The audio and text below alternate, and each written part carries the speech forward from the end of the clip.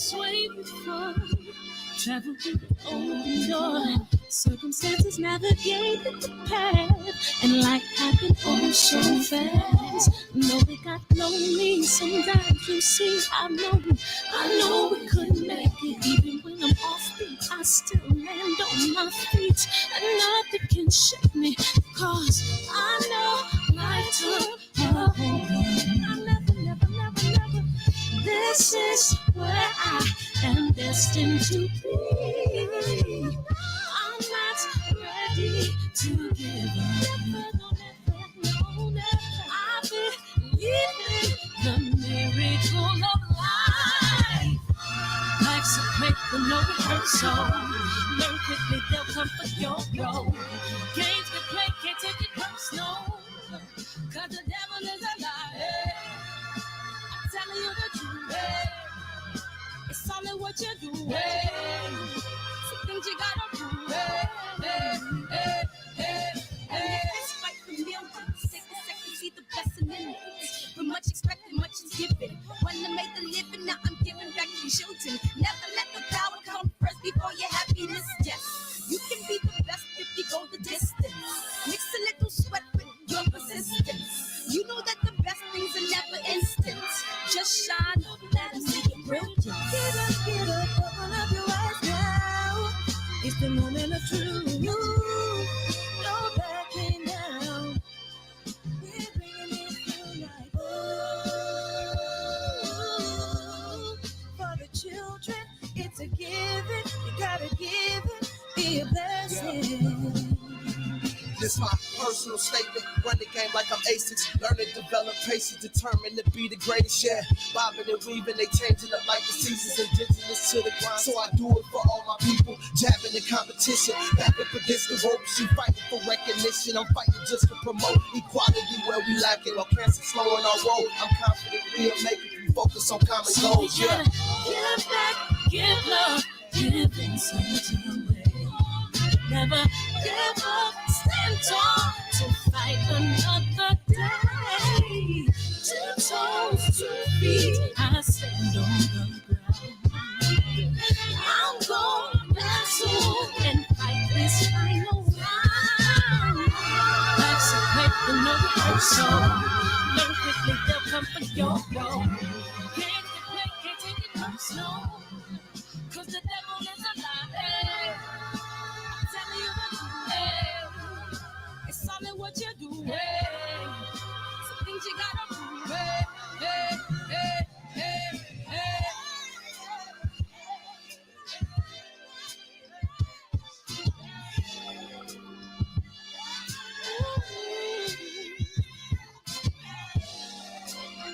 I'm gonna share all that I have and give to those in need. So we're gonna win this battle, fight that disease.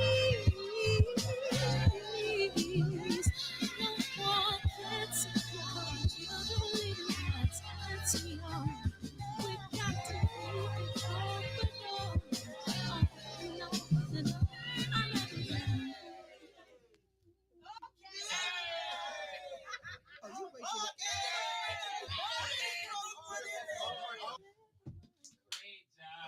Yay. Oh my God.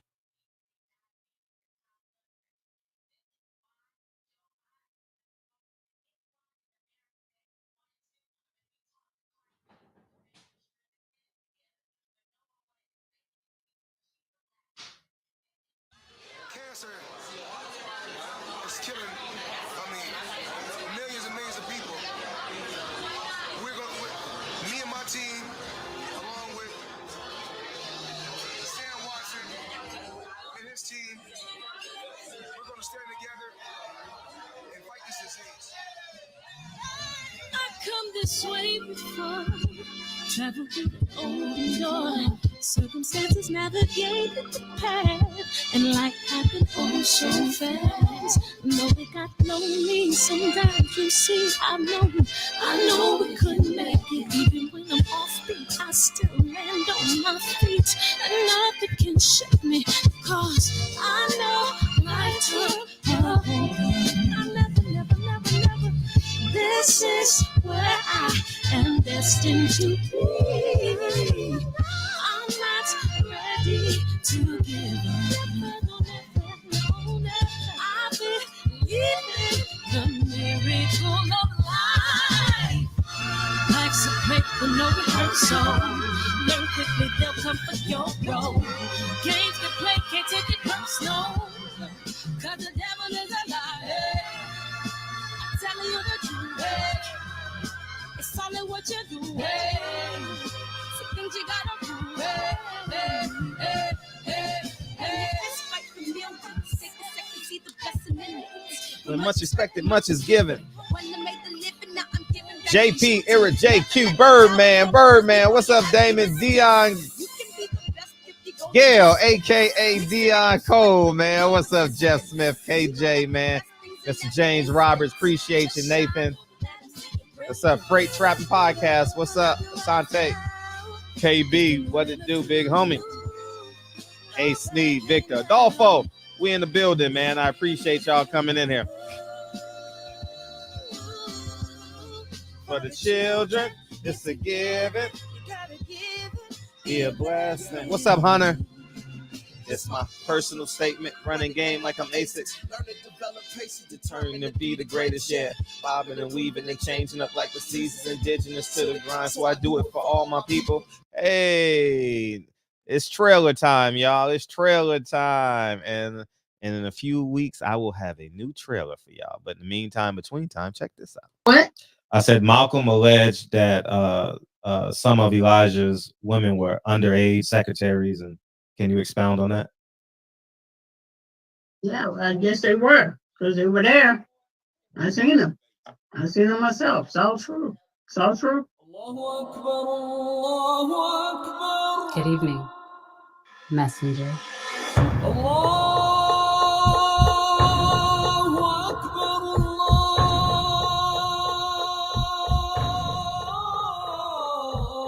You convinced us that you were the last messenger.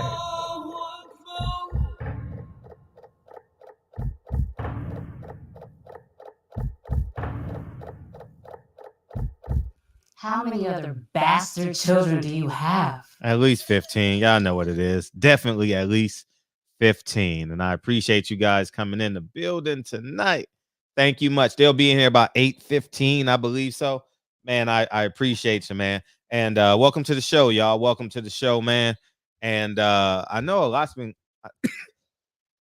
I know we've all been talking about Russia and Ukraine, and yeah, obviously it's I mean, I think it's horrific. I was talking to someone, and war seems so barbaric at this stage. You know, like you got to drop bombs and missiles. You know what I mean? It seems so archaic. You know, it seems like that was 100. You do that 100 years ago. It seems like there's more. There's so many more sophisticated ways to get your point across, and that's what happens when you have leaders, man. And it will always come down to what leader versus leader, and what this leader want, what that leader want, and the compromise at that level is what you see. And it's sad, man, that the collateral damage will be expensive. And I'm talking about lives. Man, it's going to be catastrophic. I think one life is too many. And I woke up this morning, they said 40. I haven't cut the TV on because my kids are running around the house, and I'm just not in the mood to explain that to them. So at some point when they ask questions, I will. So I haven't cut the news on. And I'm going to tell you one thing. I'm not going to trust American news at this point. I'd rather trust honestly, I'd rather trust people that I follow on Instagram, you know, as opposed, because it's going to be so one-sided on CNN and Fox and MSNBC. They're only going to tell you what you need to hear to keep Americans calm. And I still don't know the whole truth. So 173 people died already. That's awful. That's too many. That's 173 too many. You know, yeah, the BBC. Yeah. I learned about the BBC when I used to travel a lot, you know, or Al Jazeera. Yeah, yeah. And but there's no way I would trust CNN. If I'm an American, there's no way I would trust CNN. It's just no way. I watched Wag the Dog too when I was a kid. When I was younger, wasn't a kid, but I was like college age, I believe. And how they can program you to believe anything, basically. Um, so I don't trust neither one of them. Trust your research. Do your research. Be diligent, and I will get to it at some point. So y'all know more than me on this situation. Um, I was stuck. Australia news. I was stuck listening to this the blog talk that the gentleman told us to listen to 2 days ago. I was stuck listening to that today, and I'm about I got 30 minutes left in that, so that's what I did with my free time today. And but I do think about all the UK fighters, Usyk and Lomachenko, and the Klitschko brothers, and you know what I was thinking. I don't know how to frame it yet, so bear with me in terms of like how I'm saying it. Hopefully, you guys get the message. But I was trying to put in the words today how our subgroups, like, okay, let's say our subgroups, like the boxing community, like what's in this community? Terrence Crawford fans, Earl Spence fans, being pro black, being pro Latino, being anti PBC, being pro PBC, being um pro whatever, top rank Bob Arum, Al Heyman, and vice versa. How humanity trumps all that. Isn't that because I went to bed last night? Like, I don't know how you guys pray, but I don't really get on my knees and pray. I just say it or talk to myself. And how I got up this morning and none of that mattered. I really, really I had took Lincoln to school, and we're reading the autobiography of Malcolm X. So um as we're reading that, or the audiobook, right? And as we're listening to it, all I could think about was what I know about Ukraine, and that's Usyk and the Klitschko brothers and um Lomachenko, and I was just praying for their families. And I know Postol might be from that area too. I'm just guessing. And none of that mattered. None of that mattered whether they were top rank fighters, whether they ducked Devin Haney, whether Usyk is going to beat Anthony Joshua for a second time.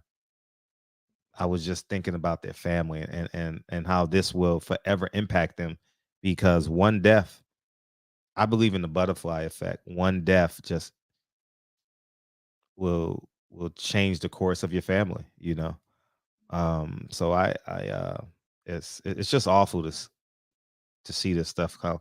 And you guys can fill me in on what happens with America, and what Joe Biden is saying. I did see that he's going to freeze assets, and I did see that. Anything else going on before we jump into boxing, because they'll be here at 8:15. So and that's fine. So we can go anywhere we want. We obviously can talk about Canelo. Um but yeah, yeah, Harmon. And I used to pray on my knees when I was a kid, but um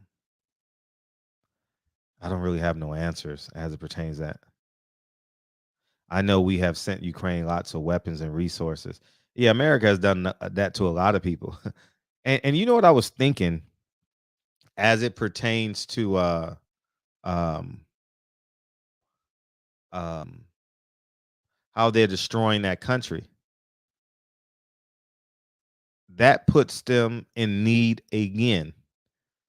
Um so Ukraine will have to depend on another government for infrastructure. I heard that they destroyed the airport. Shit. I mean, you destroy someone's airport. I mean, that basically immobilizes them. You got to make them. I mean, that's like, and when you don't think of your city not being able to have an airport. Some of you guys may live outside of your major cities if you live like in the Midwest, so you guys are acclimated to driving an hour and a half to get to the airport. But Frederick has never lived more than 10 minutes from an airport, So I say that loosely, but like a hop, skip, and a jump. How's that? And um, I don't know what it's like not to have resources. I don't know what it's like not to have a beach. I don't know what it's like not to have a aqua resource. I know we get a lot of it from the Hoover Dam and obviously the ocean, but I don't know what it's like not to have these resources, and an airport, uh, railroads, um, jobs, trains, buses. I've never lived without it. Everything has always been in an arm's reach for me. And I can't imagine what that country is going to look like when this is all said and done. I mean, damn. Like, not to have no resources. Obviously, the infrastructure will change. The job creations will be different. But now they'll be landlocked. They'll, um, if the neighboring countries won't let them in, because I think you can do political asylum or something like that. Um, yeah, call in right now, AMG. I'm very interested. It's Ukraine's fault. No one is invading them, nor wants to. Putin wants the weapons removed from them because they can't be. Oh, okay. I don't know what's going on because I can't cut the TV on during the day, you know. And I don't want to deal with that with my kids. I don't want them seeing death. I'd rather them be happy, not right now. And if it comes up, I'll ask them. Yeah, yeah, yeah. That Tamir Rice is devastating, and that's why y'all need to go. Tamir Rice is devastating. Yeah, toy gun. He just shoots a 12-year-old. Ridiculous. In a park, right? He could have. That made no sense. Um, um, yeah.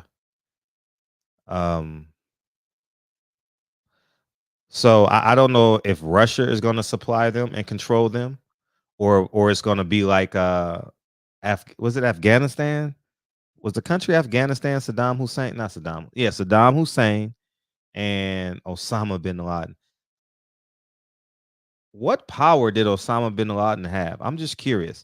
If he was hiding, he had some little cells. He had little cells of people. I didn't understand his influence after the infiltration of the government and they wanted to kill him. I didn't understand that. Yeah, Afghanistan, right? Yeah. Um I don't get it. Kuwait, yeah, I remember them Kuwait days. I was in middle school. Not the Persian Gulf War, the Gulf War it was called. And I remember those missiles taking off at nighttime. Choom, choom.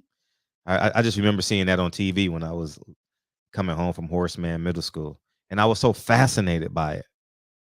But I didn't understand in the 8th grade that every time those missiles, Desert Storm, thank you. Every time those missiles took off, somebody died. You know, I you know it as a kid, but you don't value life as you do as me as being a 44-year-old man. So it's very challenging to to uh to go through those things. But I don't think it's gonna be long though. If I'm not, I don't think like the infiltration, the penetration within the country is gonna be long. It seemed like they don't have resources. It seemed like they don't. Their level of resistance is rather low because I haven't seen anything on social media where it says the Ukrainians are fighting back. They have missiles. They're doing. I don't. Am I right or am I wrong? But I don't see. I genuinely don't see a resistance at all. I think like the government left and left their country like who wants a gun? You need a gun? Here's a gun. Take it, So uh sheesh.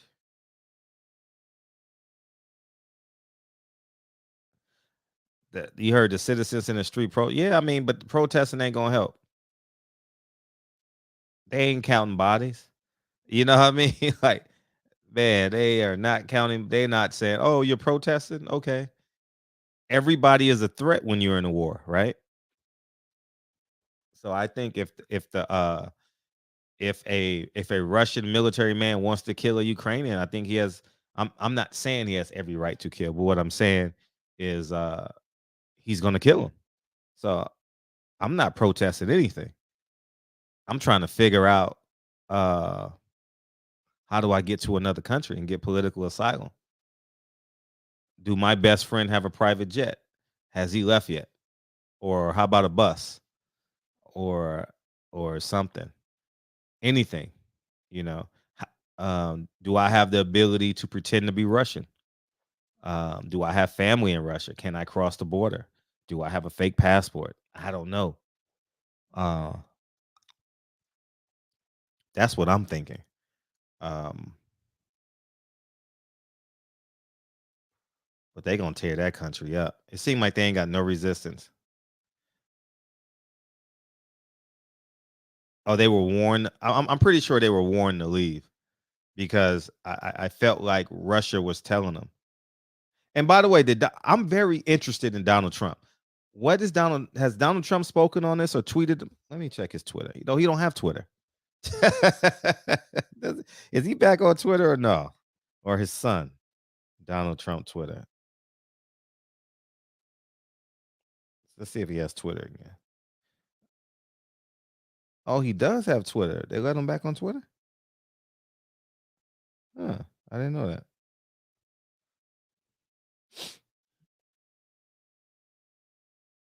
No, he hasn't tweeted since 2016. Nope. Damn.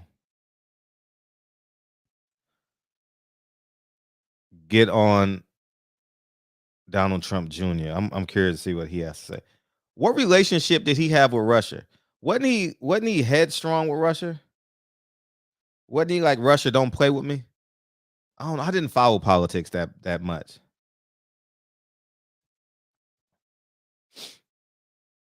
Donald Trump Jr. got 7.3 million followers. Okay. February 20th. This is what he choose. You can choose where your hard-earned money goes. You can support A&T. No. That's not it. Russia has leveraged an economy half the size of Germany to end the post-Cold War era and defeat NATO. It did so with aggression, natural gas, and nuclear. America must produce massively more nuclear, natural gas, and oil, or liberal, dramatic Western civilization is dead. Okay, 5 hours ago, Donald Trump Jr. Biden won't sanction Putin today, and he won't even answer why. I guess whatever Putin has on Hunter, the big guy, is even worse than we've all seen on the laptop from hell. I remember that. I remember that during the election. Trump publicly supported Putin in past, allegedly. I think so, right? Yeah, Trump kept Russia in check. He sanctioned them. I thought that. I thought like he was like, man, he was talking like a kind of like a maverick, right? Like you mess with me, like we coming for you, dog. You know, this Donald Trump Jr. While media elite slander those of us who believe in America first, Russia is always at its most bellicose when a globalist sits in the Oval Office. The foreign policy establishment that led Ukraine directly into the slaughterhouse deserves nothing but scorn. Our leaders should be honest with the American people and admit what they really want. Military intervention from American or NATO troops. This would be a disaster and we must stand against it under any circumstance. As bad as this may sound, but I don't think America should invade or support this. You know, I could really use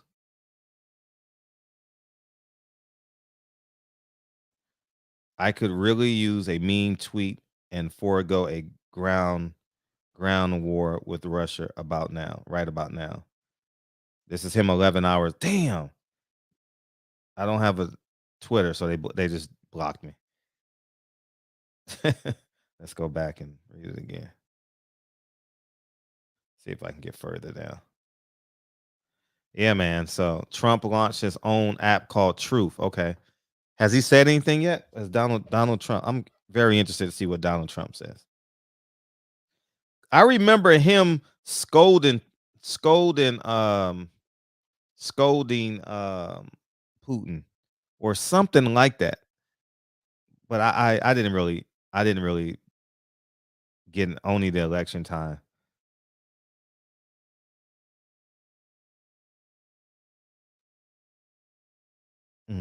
Donald Trump on Russia.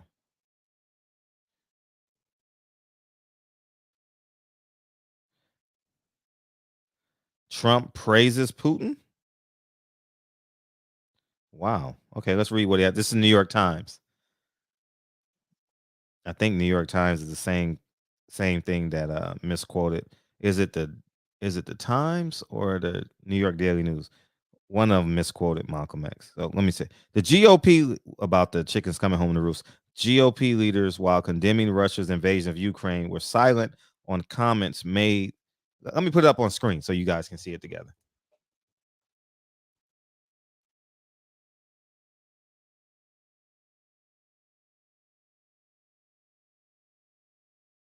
Donald Trump on Russia. Trump praises Putin, leaving Republicans in a bind. Here we go. Let's share this, and we'll switch to boxing when Coach Cam and all right, here we go. Let me read it for you guys. As Russia prepared to strike Ukraine and the United States rushed to defend neighboring allies in Europe, former President Donald J. Trump had nothing but admiration for President Vladimir Putin in Russia. He's pretty smart, Mr. Trump said on Wednesday at a Florida fundraiser, asserting an impending invasion like a real estate deal. He's taken over a country worth $2. Excuse me. He's taken over a country for $2 worth of sanctions, he said. Taking over a country, really a vast location, a great piece of land with lots of people, and just walking right in. Just like I said, it seems like no resistance there. Historians called the remarks unprecedented. The idea that a former president would praise the man or leadership who American troops are even now traveling to confront and contain, said Jeffrey Engel, the presidential historian at Southern Methodist University, Dallas, is astounding. Yet Republican leaders, while condemning the invasion of Ukraine, stayed silent about ex-president's repeated praise this week for Mr. Putin, even as some Trump allies, former administration figure, Fox News host Tucker Carlson, amplified his Russian-friendly views to the party's core. Foreign policy experts and Russia scholars said their apparent sympathy, ambivalence towards Moscow from elements of the right raised questions about the influence Mr. Trump continues to exert over candidates seeking to tap into his base. The legacy of a decade. See how slanted this is? It's basically saying you shouldn't. I just want to hear an honest opinion. I want to hear what he has to say. I just want to hear. I don't want to read it no more. I just want to hear what Trump said and let me formulate my own opinion. I don't want to hear a slanted piece. I just want to hear the facts. Donald Trump's detention club convened. Trump's response to Putin invasion of Ukraine. Okay, 1 hour ago. Let's see this.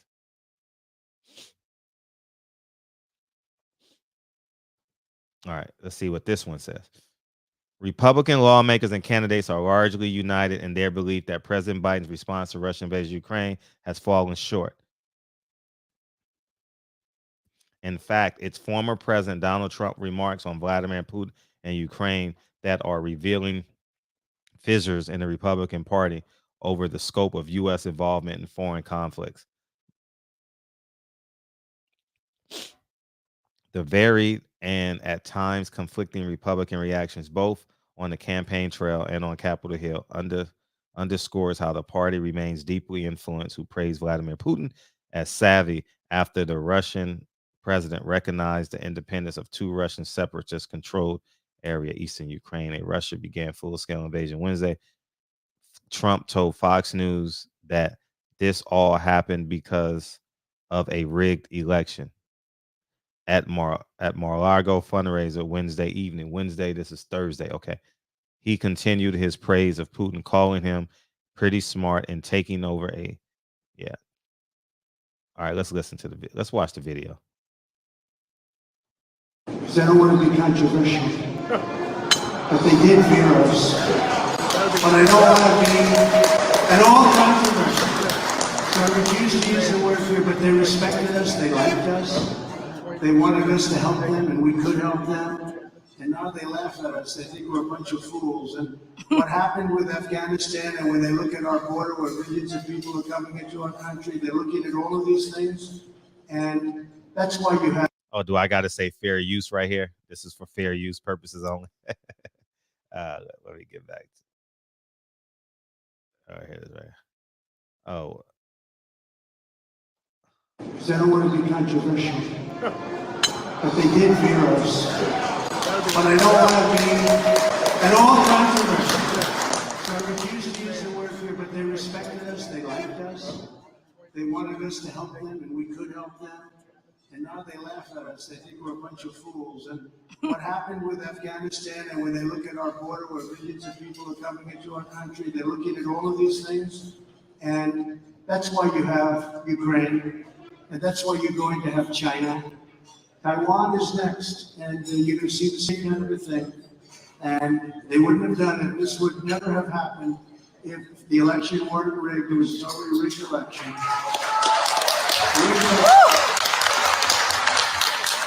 And it would never have happened except for the fact that they have an administration that doesn't know what the hell they're doing, and they have a president that doesn't have a clue. This guy is so sad. And I said, yeah, he's sharp, he's smart. Oh, Trump said Putin's smart. I mean, he's taken over a country for $2 worth of sanctions. I'd say that's pretty smart.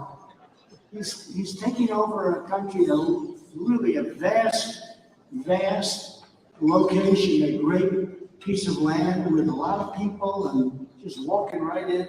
This would have never happened, ever in a million years would have never happened. And I know him very well. I know him probably almost as well as I know anybody in this room other than Doc Ronnie. Doc Ronnie knows me. Where's Doc Ronnie? Doc Ronnie. Doc Ronnie knows me too well. He's a great doctor, he was a great admiral, and now he's a hell of a politician. I think I created a monster. He is one hell of a politician, and he's a great guy. He's the one that said Trump is the healthiest president by far. If he didn't eat junk food, he'd live 200 years. And that statement got us both in trouble, right? You're the greatest. And Jim, I don't know if Jim's here or if he's in a different one. Where's Jim? Best Congress. Yeah. He gives himself the worst seat in the house. Back corner. You know why? He wants everyone else to come. So Jim was a great wrestler. Never get into a fight with Jim. You'd be in big trouble. Yes. He was 128-1. Would you say that's good? 128. And you know, his son's an All-American wrestler. I spoke to his son recently. I said, so let me ask you, are you as good as your father? He said, sir, honestly, I was nothing compared to my father. Which, Polly, that's very insulting to you because, you know, we have to get going. By the way, Polly, will you stand up, all of them? Crap, you have to take big American stuff. He was 128-1. So don't get into any wrestling matches because if you do, you're in big trouble. And he's more important, he's a great guy. And that's the way he is. He's a competitive guy. He gets on television. He has those points. You know, he works. unlike most politicians, he makes those points, the inflation, this, that, that. The announcers go, please leave me alone. But there's very few people like Jim Jordan. Thank you, Jim, for being here. Appreciate it. And so many others. All right, he's being repetitive now. We got it. Where you at, Donald? Yeah, appreciate you, DJ. Thank you. Did I say anything about MMA? I agree, Fred. America shouldn't get involved in this conflict because too many Americans was left holding the bag when America was there to help. And recently, DJ, something happened in another country where they didn't get the Americans out. What happened late last year or mid last year when they left the media members and it was a country where something happened and they didn't get all the Americans out. What was that? It just happened within a year. And I was over here complaining about Biden and people saying I support Trump. No, that's why we have visas. That's why we have what do you call those things? Passports. They know exactly where every American is at. And I think they should have secured the Americans, you know. But I think it's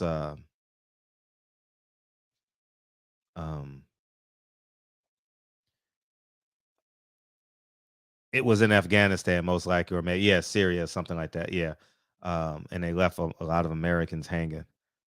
Americans was calling in to CNN and stuff like that. Biden will go down. Afghanistan evacuate. Thank you. It sure was, right? Biden is going to go down as the worst president in history. One, because he's not believable. Two, he has no power. Like he has no force in him. So, and what I mean by that is if he said something, appreciate you, DJ. If he says something, it's like, oh, okay. It's like talking to your mom versus, no disrespect, but it's like talking to your mom versus talking to your dad, right? The mom is going to count 1, 2, 3, 4, 5. You know, dad just going to say, get your ass out of there. You know, I'm not, it's not that I'm not afraid of Joe Biden or anything else, but he don't have no oomph to him. You know, he doesn't talk. He's not even charismatic. Donald Trump and was charismatic. Donald Trump and Obama were very charismatic. And Joe Biden is just like he's really an empty suit, man. It's like he's like a waste of an election. I can't believe black people cried. I really can't believe black people cried and twerked in Atlanta. I saw all them videos of them people twerking because all them black people voted. I'm in. I can't believe this. 313, what's up?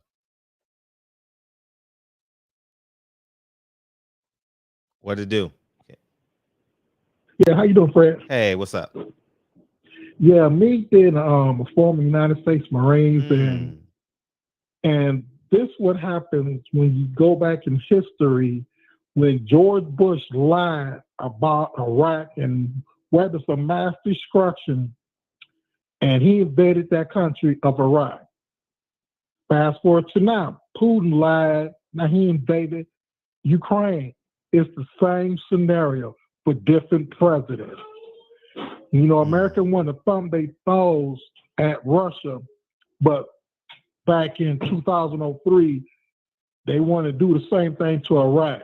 Now, we lost all these troops in Iraq. We don't know who's friend or foe in Iraq. And now America will be like, oh, Russia, you the bad guy, you the bad guy. But you did the same thing to Iraq. You know, it's all smoke and mirrors, man. And switching the subject to Malcolm X and Elijah Muhammad, I think when they did a lot of jobs, I mean, not a lot of jobs, but they did a lot of things good for black men.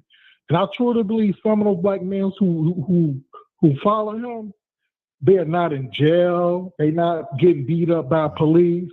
So it's kind of like, it's kind of good because they kept a lot of people, a lot of black men straight. What you think about that, Fred? Yeah, I mean, I all things can't be wrong and all things can't be right. I at the from what I see, I think he was he did a lot of it for selfish gain. Because when you're a leader and you say it's because of me you did something, I think that's where you draw the line. It's not because of you. If you are a descendant of God, right? He says he's the last messenger of Allah. It's not because of you. It's because of Allah. And I don't like how they, and even Malcolm, like I don't like how they gave that man credit. I don't like how he controlled them down to the very penny. Malcolm X didn't die with a savings. Malcolm X died homeless, basically. He didn't have a house. His 4 kids, 2 on the way, didn't have a home to stay, and that was because he was such a loyalist. And that's what my son is having difficulty understanding in this in the book. Like, why is he with them so long? My son can't put his hand, he can't wrap his fingers around that at all. Why won't he just leave? Why is he following the charlatan? Like, he doesn't understand it at all. And the same thing that made Malcolm great was the very same thing that ended up, killing him. His integrity. Like, he stayed loyal. Like, he fought for him until it was tangible and very palpable that Elijah Muhammad was a charlatan. Yes, yes, that's very true. I think Malcolm was great, and he was like you said, he was extending. And when he noticed what Elijah Muhammad was doing, he was a threat. He was a threat to them. Mm-hmm. And how you eliminate the threat? You know what I'm saying? And like I said, I'm starting naming names. Farrakhan was on it. He was probably in the room when they made the plot. Elijah Muhammad. He knew. He probably said, "Okay, do it," but I'm gonna look the other way. You can't make a hit like that without getting his blessing.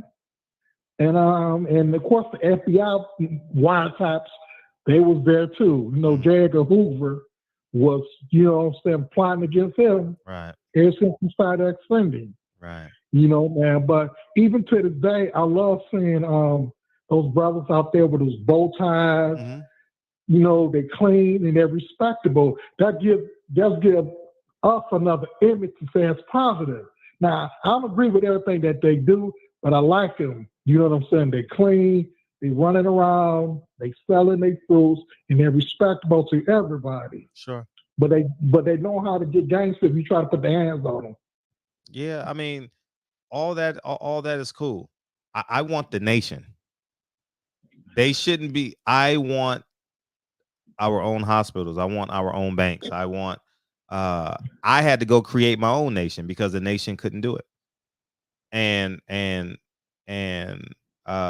when we talk about like not the evolution, but the ascension of Black people, at the end of the day, the Nation of Islam has nothing tangible. The NAACP has nothing tangible.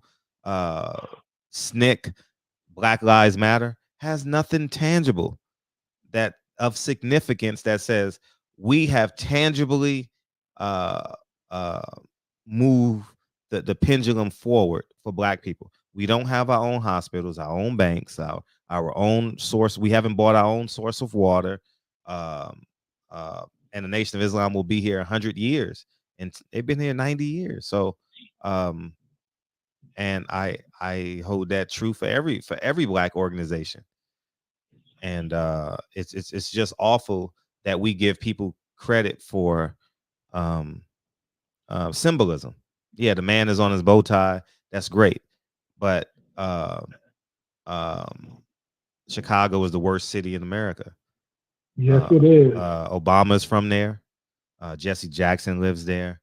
and Louis Farrakhan lives there. So what's the significance of it's just symbolism at this point. We have a black president, we have people on the corner, but it's not. I don't call a Nation of Islam member when something happens in my neighborhood. I call the police. I don't when somebody passes out or a family member gets sick, I call 911. So and 911 is a government agency. It's not what we've built. And the taking a knee, like black people are praising Eminem for taking a knee. I think we should be beyond that. I don't engage in those conversations online and stuff because people are gonna say I'm anti-black, I'm a coon, but because I don't want to distract people from me. I rather them just be. We need tangibles. Like we should not be celebrating a George Floyd statue. We shouldn't. We need tangible goods. Like Joe Biden called the family on the day of last year. Was it 2 years or 1 year? 1 year anniversary last year. It was in May. He called the Floyd family, and it was just a conversation. They didn't care. They got the 27 million. They happy, and rightfully so. They deserve the 27 million amongst other things. But when you have the world, I'm gonna let you go. When they have, like, again, I say this all the time. When you have the world on a bending knee, and you don't take advantage of it, what's wrong with us? I took my message to City Hall. I asked for 100 men. And then I took a step back and I just wanted to participate. So I marched. I'm not a fan of marching, Malcolm X said, stop singing and start swinging. That's what I'm about. But I didn't get a response when I asked for the 100 men. So I took my message to City Hall. It got on the desk of the mayor via my 7th grade school teacher who sent it to him, and I didn't get a response. So I said, you know what? I can't sit on my hands. I have a son. I have a daughter. I can't just sit on my hands and I have to participate. And so the best way I knew how to participate was just march, bring water, when y'all donated, I took the donations all during that time and I donated it to people marching.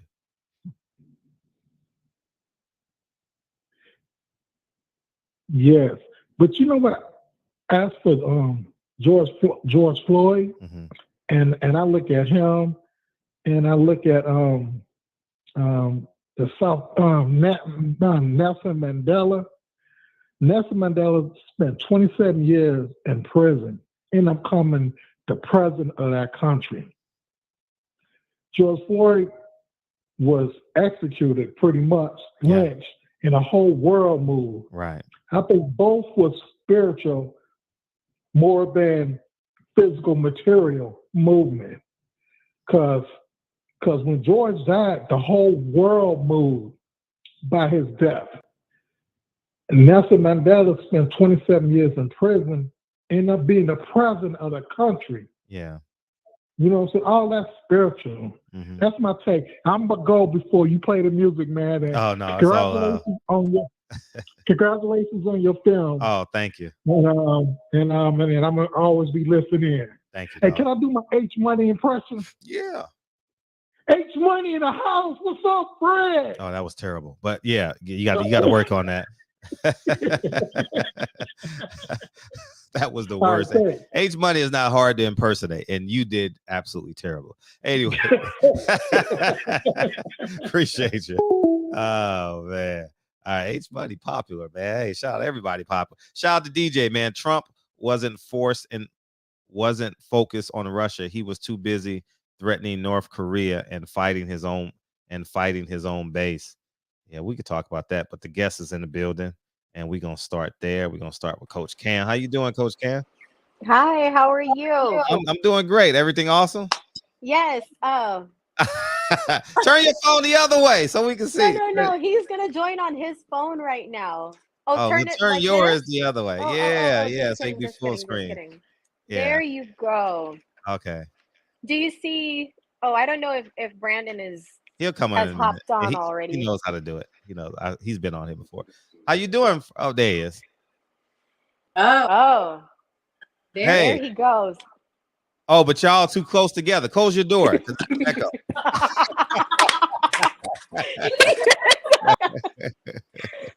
Oh man. Oh my goodness. You know how he is. Yeah. Did you find a spot, B? I'm good. Thank you. Where are you? In the bathroom? Almost. So you in the IE now, B, huh? You know, sometimes. You know what I'm saying, you gotta see. Sometimes you got to spray, right? Yeah. Sometimes you need to spray. Yeah. She said I was in the bathroom. That's cold. Oh man. All right, man. You be blessed, brother. Hi. Yeah, So what's up, Fred? Oh, go ahead, B. Hey, B. Sorry, I didn't mean to cut you Been off. over here training, trying to help Cam and her boys. Give them a professional look, if you will. You know what I'm saying? Getting good training too. She's been a lot of help. So, you know what I'm saying? We be scratching each other's back. Appreciate her. That's not your version of the story, Coach Cam. Damn, you felt that? You felt that kind of energy. Hold on. I'm gonna let him tell his piece, and then I'm gonna tell my piece. Okay. So go ahead, B. I know you got a lot to say. That big ass smile on your face tells me a lot. You got it. It's on her now. You know what I'm saying? It's all on Cam. No, Brandon has been a huge help. Granted, you would never think he is a champion because of how goofy he is. And he be playing. Look what he be doing. What are you doing? This is Stop touching stuff. This is her stuff. You would never think that he's a champion because of how he acts, but he has been really helpful. And I gotta tell you, Fred, a lot of people mad that we working together. Really? No way. Oh man. Okay, let's go down the list. Who's mad? God, no, I'm not going down the list. Now let's get the hit list going. Fred is the antagonizer. Fred is what am I named? The great agitator? Yeah, for sure. Yeah, I don't really need credentials or tickets, so I mean we can go anywhere we want to go. Go ahead. No, it's just at first when I became a coach as a woman, it was hard. But then the minute Brandon entered the picture, because his caliber, the type of fighter that he is, and the caliber of fighter that he is, everybody's like, "What for? What? Like, why are they working together?" She knows nothing about boxing, but Brandon will, be kind enough to help me learn what I don't know, as opposed to just being one of these people who are like, "Yeah, she don't know nothing," and not help me. He'll be the type of person that'll say, "Well, she don't know nothing, so let's help her. Let's show her what she doesn't know." I'm like you, Fred, but in the boxing world. You know what I'm saying? I'm just trying to help. You know what I'm saying? I see a hand that's extended. I'll try to be the hand that, to grab and lift. You know what I'm saying? We go up the ladder together. Wow. But she's a woman, like she said, and sometimes people see that and they don't like it because this is a boy sport per se. But I was raised by my moms. You know what I'm saying? My mom was my first love. I see Cam. I see a woman. I see a mother. I see a sister. I see somebody who should be respected. Period. You know what I'm saying? Like she deserves the opportunities like we deserve them. You say all of these hateful things about somebody, but again, this is a woman. You come from a woman. Like, how could you have that kind of hate for a woman? Tell him Tupac. Yeah, finish the song. So we came from a woman while we hate our women. It's time to be real with our women. Yeah. So I'm not gonna Kendrick Lamar the situation, you know what I'm saying, and control it by calling out names. But I thought it was beneath them, and eventually, hopefully they grow from it. Because right now, if you look at boxing, if you not just look at boxing like just in life, dude, there's a lot of people that's trying to move forward. We all trying to grow. growth is important today. You know what I'm saying? So, No, growth is definitely important. So what's been like the things that y'all have grown together with, like the art of communication, like Cam is a comedian now, as you can see. You know what I'm saying? When we first started off, she was real stiff at first. You know what I'm saying? Stiff as a blackboard, but now Hold up. First of all, I took my earphones off when he asked the question. What was the question, and why are you calling me stiff? What was the question? oh, I said what was the question, B? nah, he just was asking like what was the chemistry, the Oh dynamics yeah, of the it. chemistry. See, he's better than I. He said chemistry. Yeah, you definitely got to broadcast Oh, chemistry. okay. So Yeah, I would. so continue. I was stiff as a board. Go ahead. I'm listening, No, Brandon. I'm just saying Remember, like I'm in and this room and I could just go ahead. in the beginning, you know what I'm saying? I was like she was stiff as a board, but now, you know what I'm saying, she's been a lot more limber. Just Mhm. appreciative, man. But dude, it was definitely different. She wanted to tell me and talk to me about Pacquiao, and I'm a fan of Pacquiao. I like Pacquiao, but just everything is Pacquiao, Cam. And I'm like, damn. You know what I'm saying? No, I'm just joking. But she do like Manny Pacquiao I a know whole she does. lot. I remember her. Yeah, I just Yeah. had to throw that out there. It's the only one we have. Like it's the only one I have. But you Oh, got Besides, talk Monteco. about You Nito got Monteco. Donaire or nobody like that. All right, for oh, sure. I love Nonito Donaire. I do. I love him. And what's the other one? Magsayo. He's good too. But Manny paved the way for all of them. I He's understand. a legend. I understand. So I'm gonna stick with him. Thank you. Right. So his caliber of talent. What have you learned, Coach Cam? So a lot of my myths are very unrealistic, as I've learned. And even though it catches social media's attention, it doesn't necessarily look good to the boxing connoisseur's eye. Uh, Right. uh-huh. And I get a lot of that's not going to happen in a real fight. Nobody's going to throw 30 uppercuts in a real fight. Now, granted, I know the differences now, which Brandon has helped me understand, but that's not going to stop me from making a very high viewed video of a million uppercuts because that's how we generate an audience. Mhm. But back then, I didn't know the difference. I know the difference now, thanks to Brandon. He showed me that doing mitts has to be calm. You have to work on placing the punches correctly. He even taught me how to hold my mitts correctly. This entire time, I thought I was doing like a great job holding these mitts, and he's like, "Cam, you're gonna hurt yourself like that." Different things like angle changing, how Uh, to step, where to step, what foot to use to throw the jab. It's just all these things that nobody ever really took the time out to explain to me in a very detailed manner. So mm. And here I was thinking she was never listening to me. That's So in your next fight, what will be Coach Cam's role? bro. Cam's a part of the team. That's Dub dope. Huntley is my trainer. Uh-huh. Love, she adores Dub Huntley. How old is he now? Close to 100, baby. 22. Close to 100. He'll get up Oh, hell close, no, I'm gonna tell Dub you said that. Oh, close to 100. But listen, it's what you about to lie? He always tell people he's 76, but that was almost 10 years ago. You know what I'm saying? So Wow. he's doing real good though. He's still healthy. He's still pushing. He's still very knowledgeable. I admire the way he comes in the gym and not only work with me, but he turns around and look at all the other fighters and as long as their coaches don't have an issue with it. But a lot of times when Dub get to talking, even the coaches, everybody stops what they're doing so they can listen to him because this dude is like an encyclopedia of boxing. Mm, He's been right. boxing since he was 12, you know what I'm saying? And like I said, man, he's almost a century, you know what I'm saying? So he loved telling the story of back when he was coming up, there was no such thing as the internet and computer and all of that stuff, man. So he literally watched all this stuff happen and you know, he's where he is now and he's still in my corner and he's also teaching Cam as well. You know, she's not just picking up from me.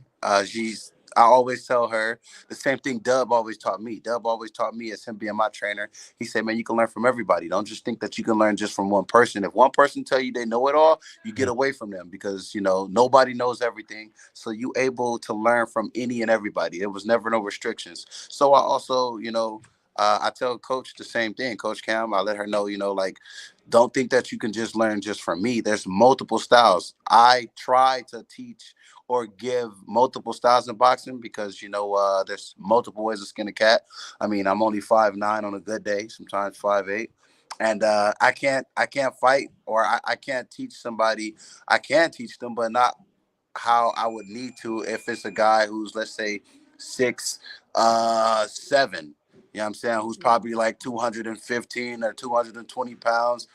I couldn't, you know, I can show him how to fight, but I can't necessarily really give him what he needs. He's going to have to go with somebody who's a little bigger, who's a little taller, who's more familiar with fighting the heavyweight.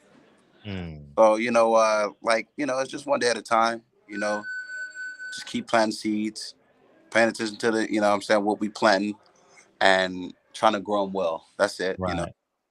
Right. Let's go back to the last time he was in your corner. Last year, I remember watching that fight, and I'm like, what the hell is going on with the surface of that ring? Brandon is sliding all across the ring. What's your mindset there? Because you're in another country. The kid was undefeated, I believe, so they probably brought you in on the B side. Yeah. All right. Let's get the blackest guy we can get that we can beat. You know, that has the biggest name.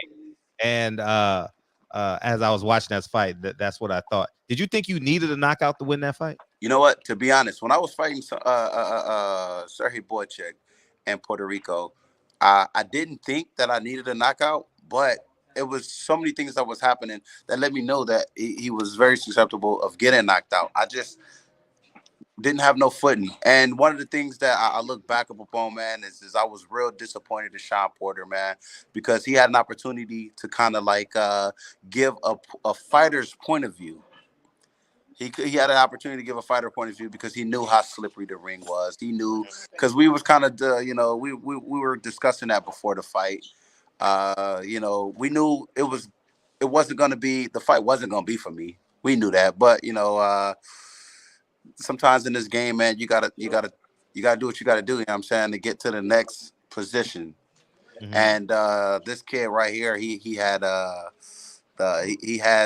basically like the silver title, the Continental, the WBC, and also the NABO title. So that was on the line, and I definitely want to get it, you know, because I knew that would put me in contingency. So I was like, look, I've sparred with multiple guys that European style. I'm very familiar with it. I knew they were gonna make the ring smaller. Sean told me way back when, he was like, yo, they're trying to get the smallest ring. You know, but Sean knows, regardless of what he was saying that night, Sean knows me pretty well. I know, you know, he got a job to do, so I couldn't knock everything that he was saying. But at the same time, you know, the other side of me, like, come on, Sean, man, I thought I was your brother. Yeah. I thought I was your boy. And funny, because I'm drawing recollections of that. As you were walking in the ring, Sean Porter said, "Oh yeah, he was my sparring partner. He came up for camp. I understand Brandon's style very well." And then he shitted on you during the fight. right. Yeah, I said, I guess it was great for TV, or his TV. Yeah. But whatever the case is, Sean did know me very well. Sean knew me very well. He knows me very well. And when we were fighting, it's crazy how everything he said about me, about whether or not it was for like, let's say when he was like, the way my team looked like they weren't yeah. professional. They were arguing or something. Yeah. It looked like how, you know, I didn't look like I was about to fight game. One could say that about when he just fought, but that's crazy how that kind of worked out. You know what I'm saying? Like I said, I love Sean like he a brother, man. But hey, listen, you know, the shoe fits, you gotta wear it. So, well, you can actually call him out, because I'm pretty sure he's retired. He can't make 47 anymore. He can go to 54. That would be that's Showtime will pick that fight up in a heartbeat. You and him in the main event. Yeah, for a title eliminator. But I'm also sure that Sean is not. He not coming out. Yeah, he's not You know what I'm saying? Sean's not doing that. He told me he was done. He was like, I'm not doing it. So if he does come back, I'm sure it'll be maybe a few years down the line. You know what I'm saying? If he does decide to come back, but it's too fresh for him. He's enjoying it.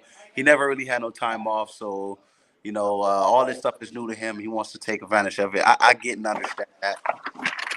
Right. So, but yeah, so it would never be no need to call him out, and I'm sure he also knows that I could always be a guy that he could always call and be like, "Yo, Brandon, what you think about me and you fighting?" I'm like, "Come on, bro. You know that fight right there. Ain't nobody's not gonna want to see it.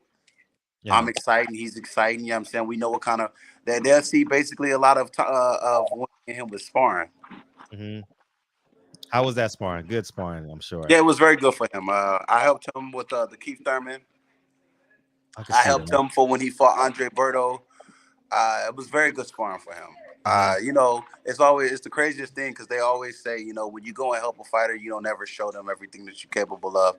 So I never, and also, because I wanted Sean to go and win his fights. I never tried to really hurt Sean. I'm bigger than Sean is. Sean's strong, he's physical, but I'm bigger than he is. Mm-hmm.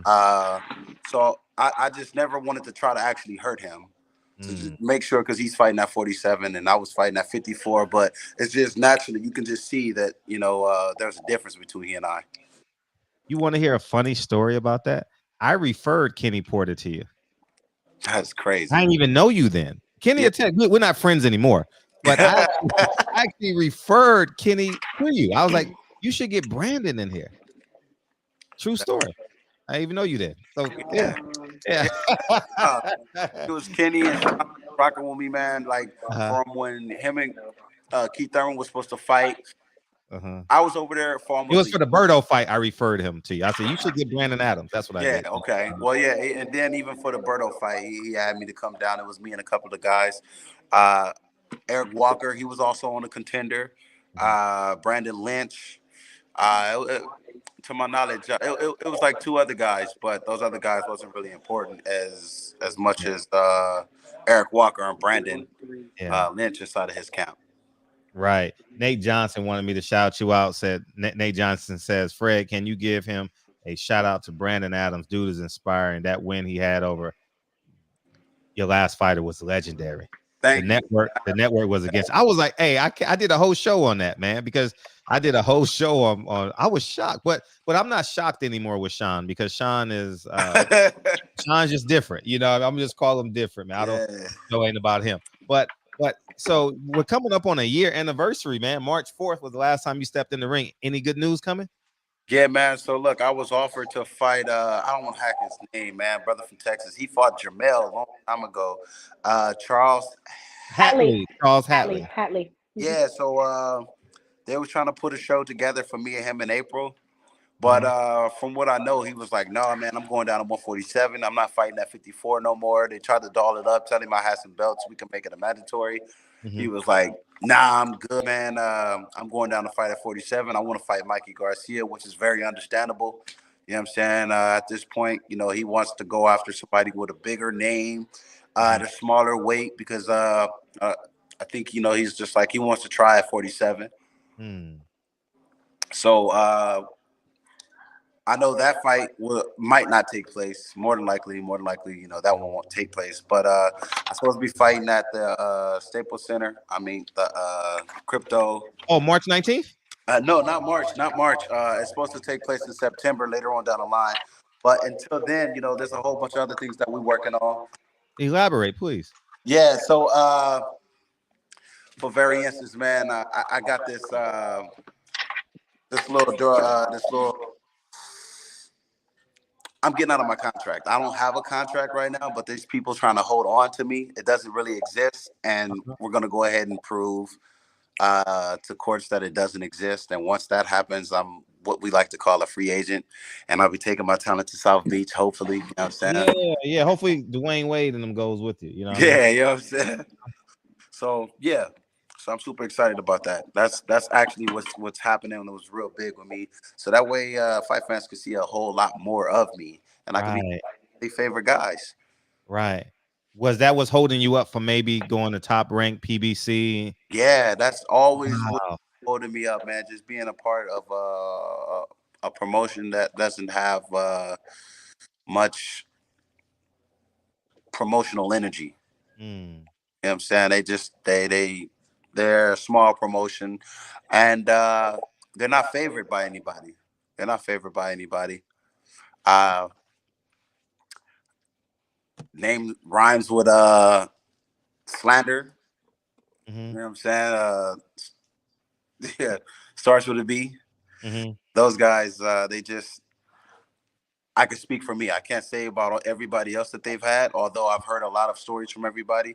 They just didn't, put their best foot forward with me, and I had to suffer my whole Mm. career. You know what I'm saying? I had to suffer, and then unless it was a tournament or a big opportunity, you know, uh, that's when I was able to fight. But now moving forward, things are opening up, and I'm extremely grateful for it, man. It's timing is everything, and literally, man, everything is happening uh, for me. Like literally, it's all lining up and it's That's happening, man. beautiful. So we're grateful. No, that's beautiful. Coach Camden slid out on us, but we got Kyle in the building. What's up, Kyle? Have y'all met before?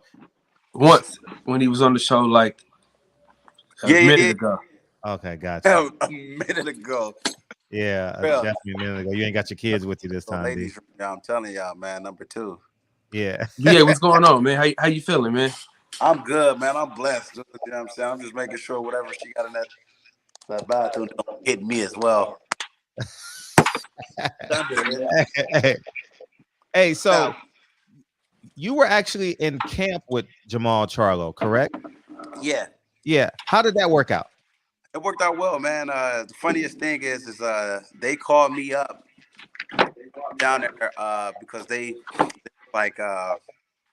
thought that I was gonna be holding a grudge about when he and I fought. Mm-hmm.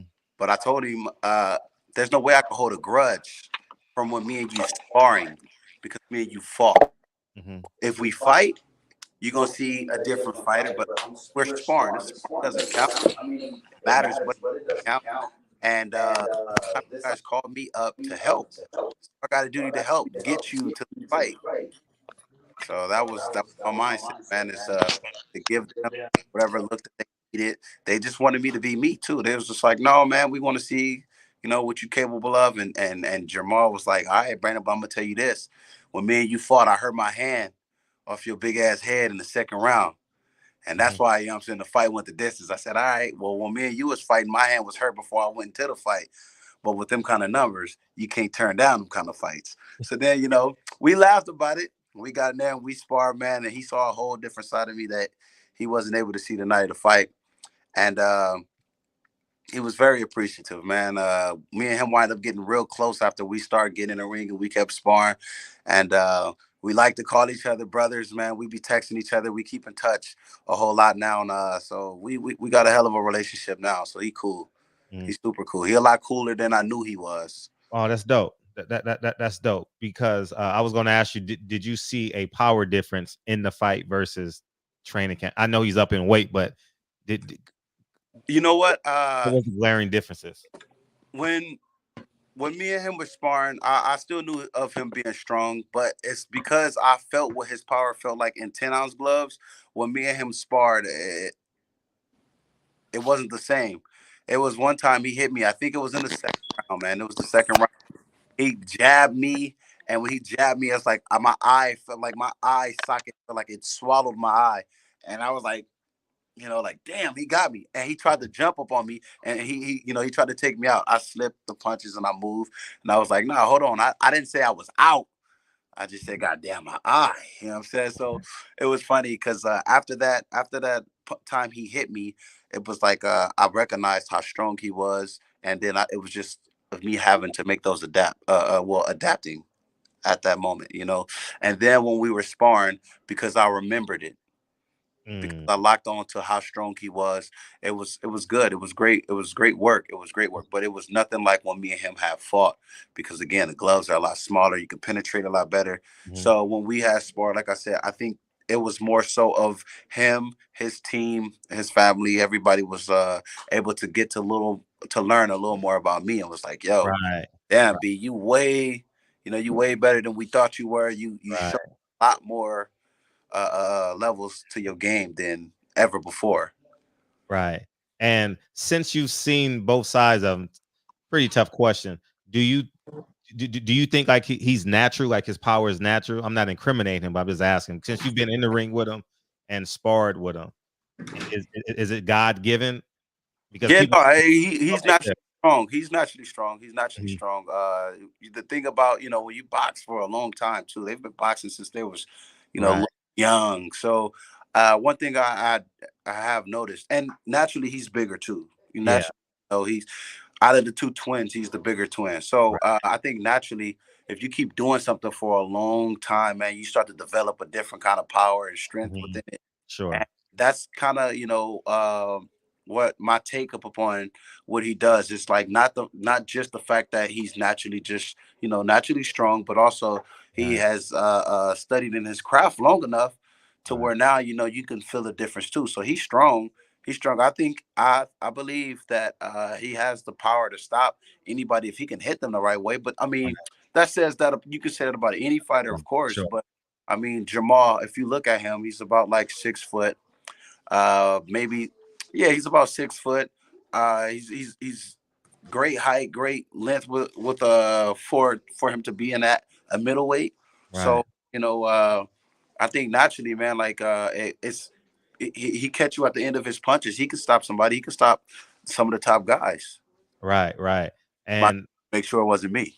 yeah, yeah, he does. I always say on this show, like I think they're pretty freaks of nature in terms, and so are Yeah. you, Brandon, for that matter. Just in terms of athleticism and able just to squeeze down in that weight and Hmm.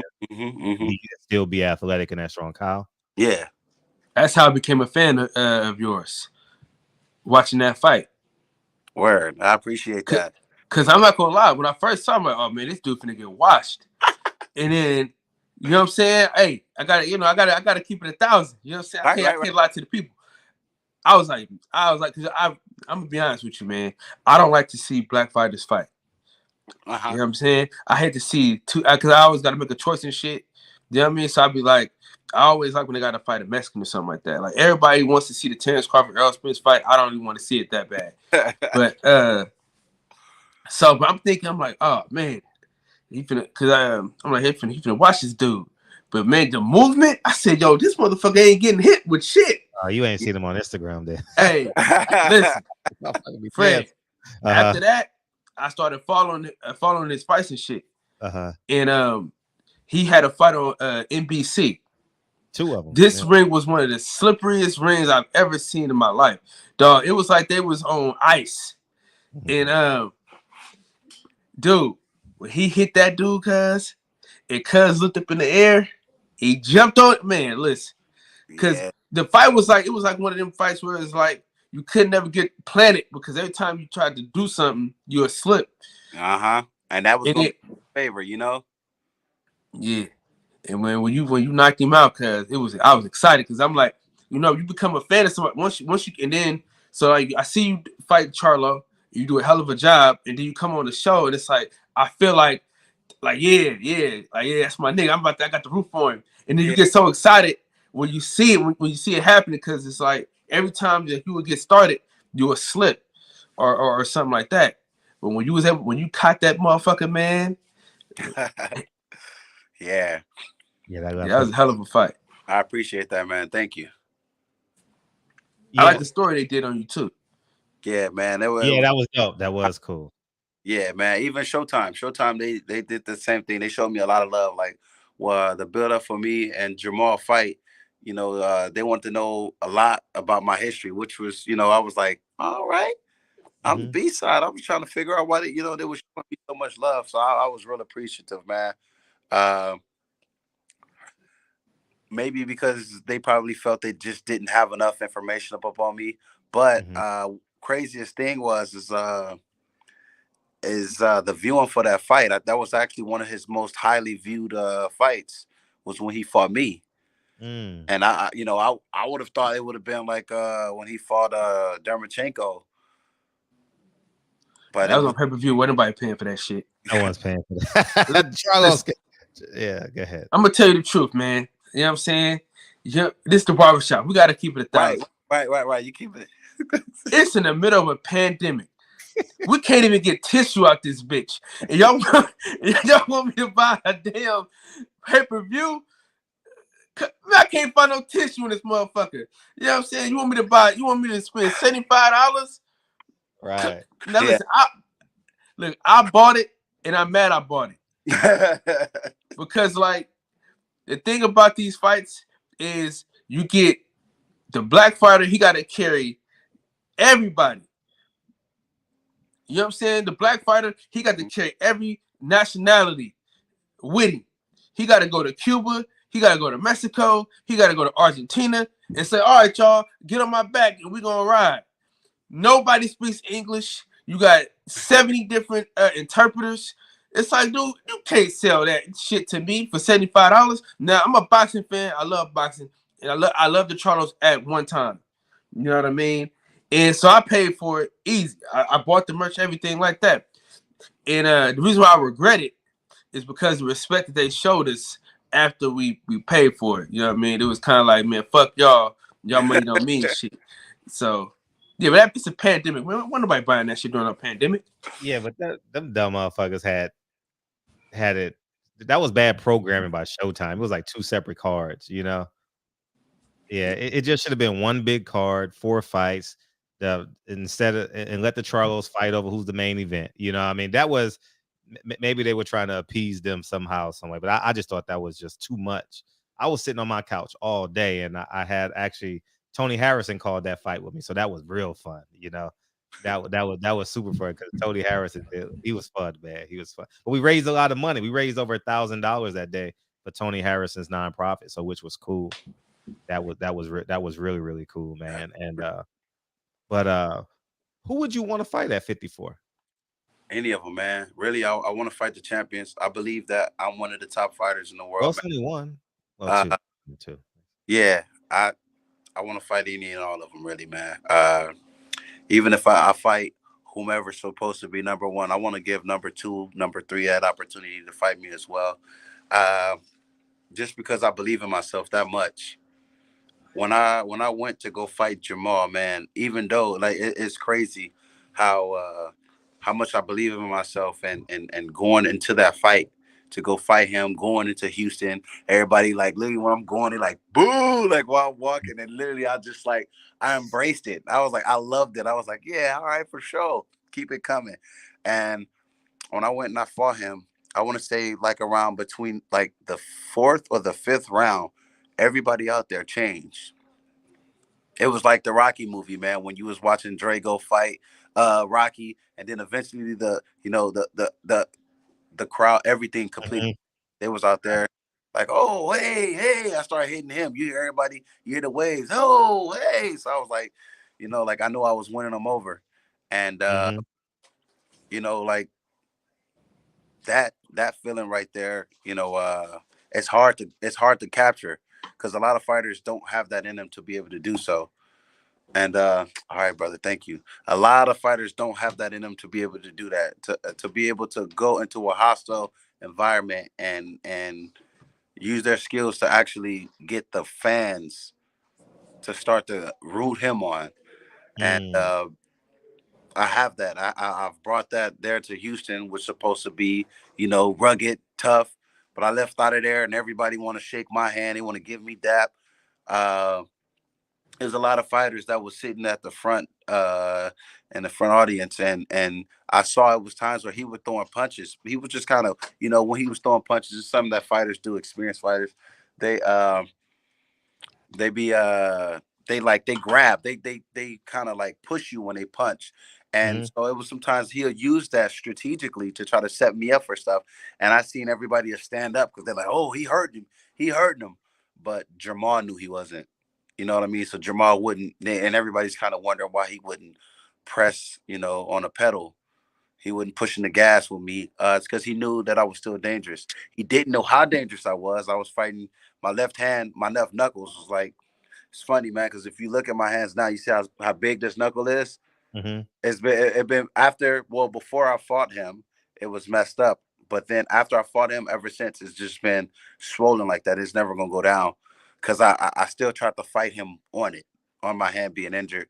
But that comes with boxing. We don't think about tomorrow. You don't think about it. So when I went and I fought him, after the fight, you know, uh, I was like laughing because I said to myself, like, damn, dude, I can't help but to feel like what this fight would have looked like or how it would have went had I would have been 100%.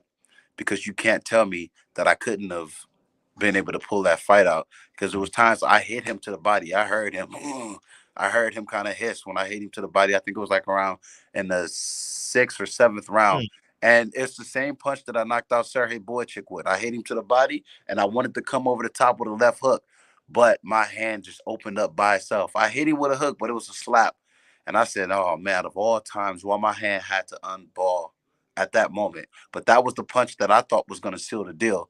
That was the punch that was going to make either Houston love or hate me. And I didn't get the opportunity to keep my hand closed, to keep a tight fist. And I do believe that I have one punch power to be able to stop anybody. I believe that. I know I have it. I know I can hit somebody one time because I'm strong in both hands. I'm left-handed, but but I don't fight southpaw. So, my best hand is in front of me, but I got two good hands. You know what I'm saying? So, it's just about being able to land a punch upon somebody. I know it's a game changer. Right. I want to be able to fight any of the guys at 54, any of them, all the top guys. They can all line up. I want to fight them. I want to become I'm gonna become the champion, and then I'll turn around and be like, yo, who's lining up to fight? And I'll give all them dudes opportunities, just because I'm a fighter. I'm a fighter's fighter. Now I'll be honest with you. I told Fred this after that fight you had with Bro with I can't think of dude's name, but I told Fred, I said that motherfucker gonna be a champion, man.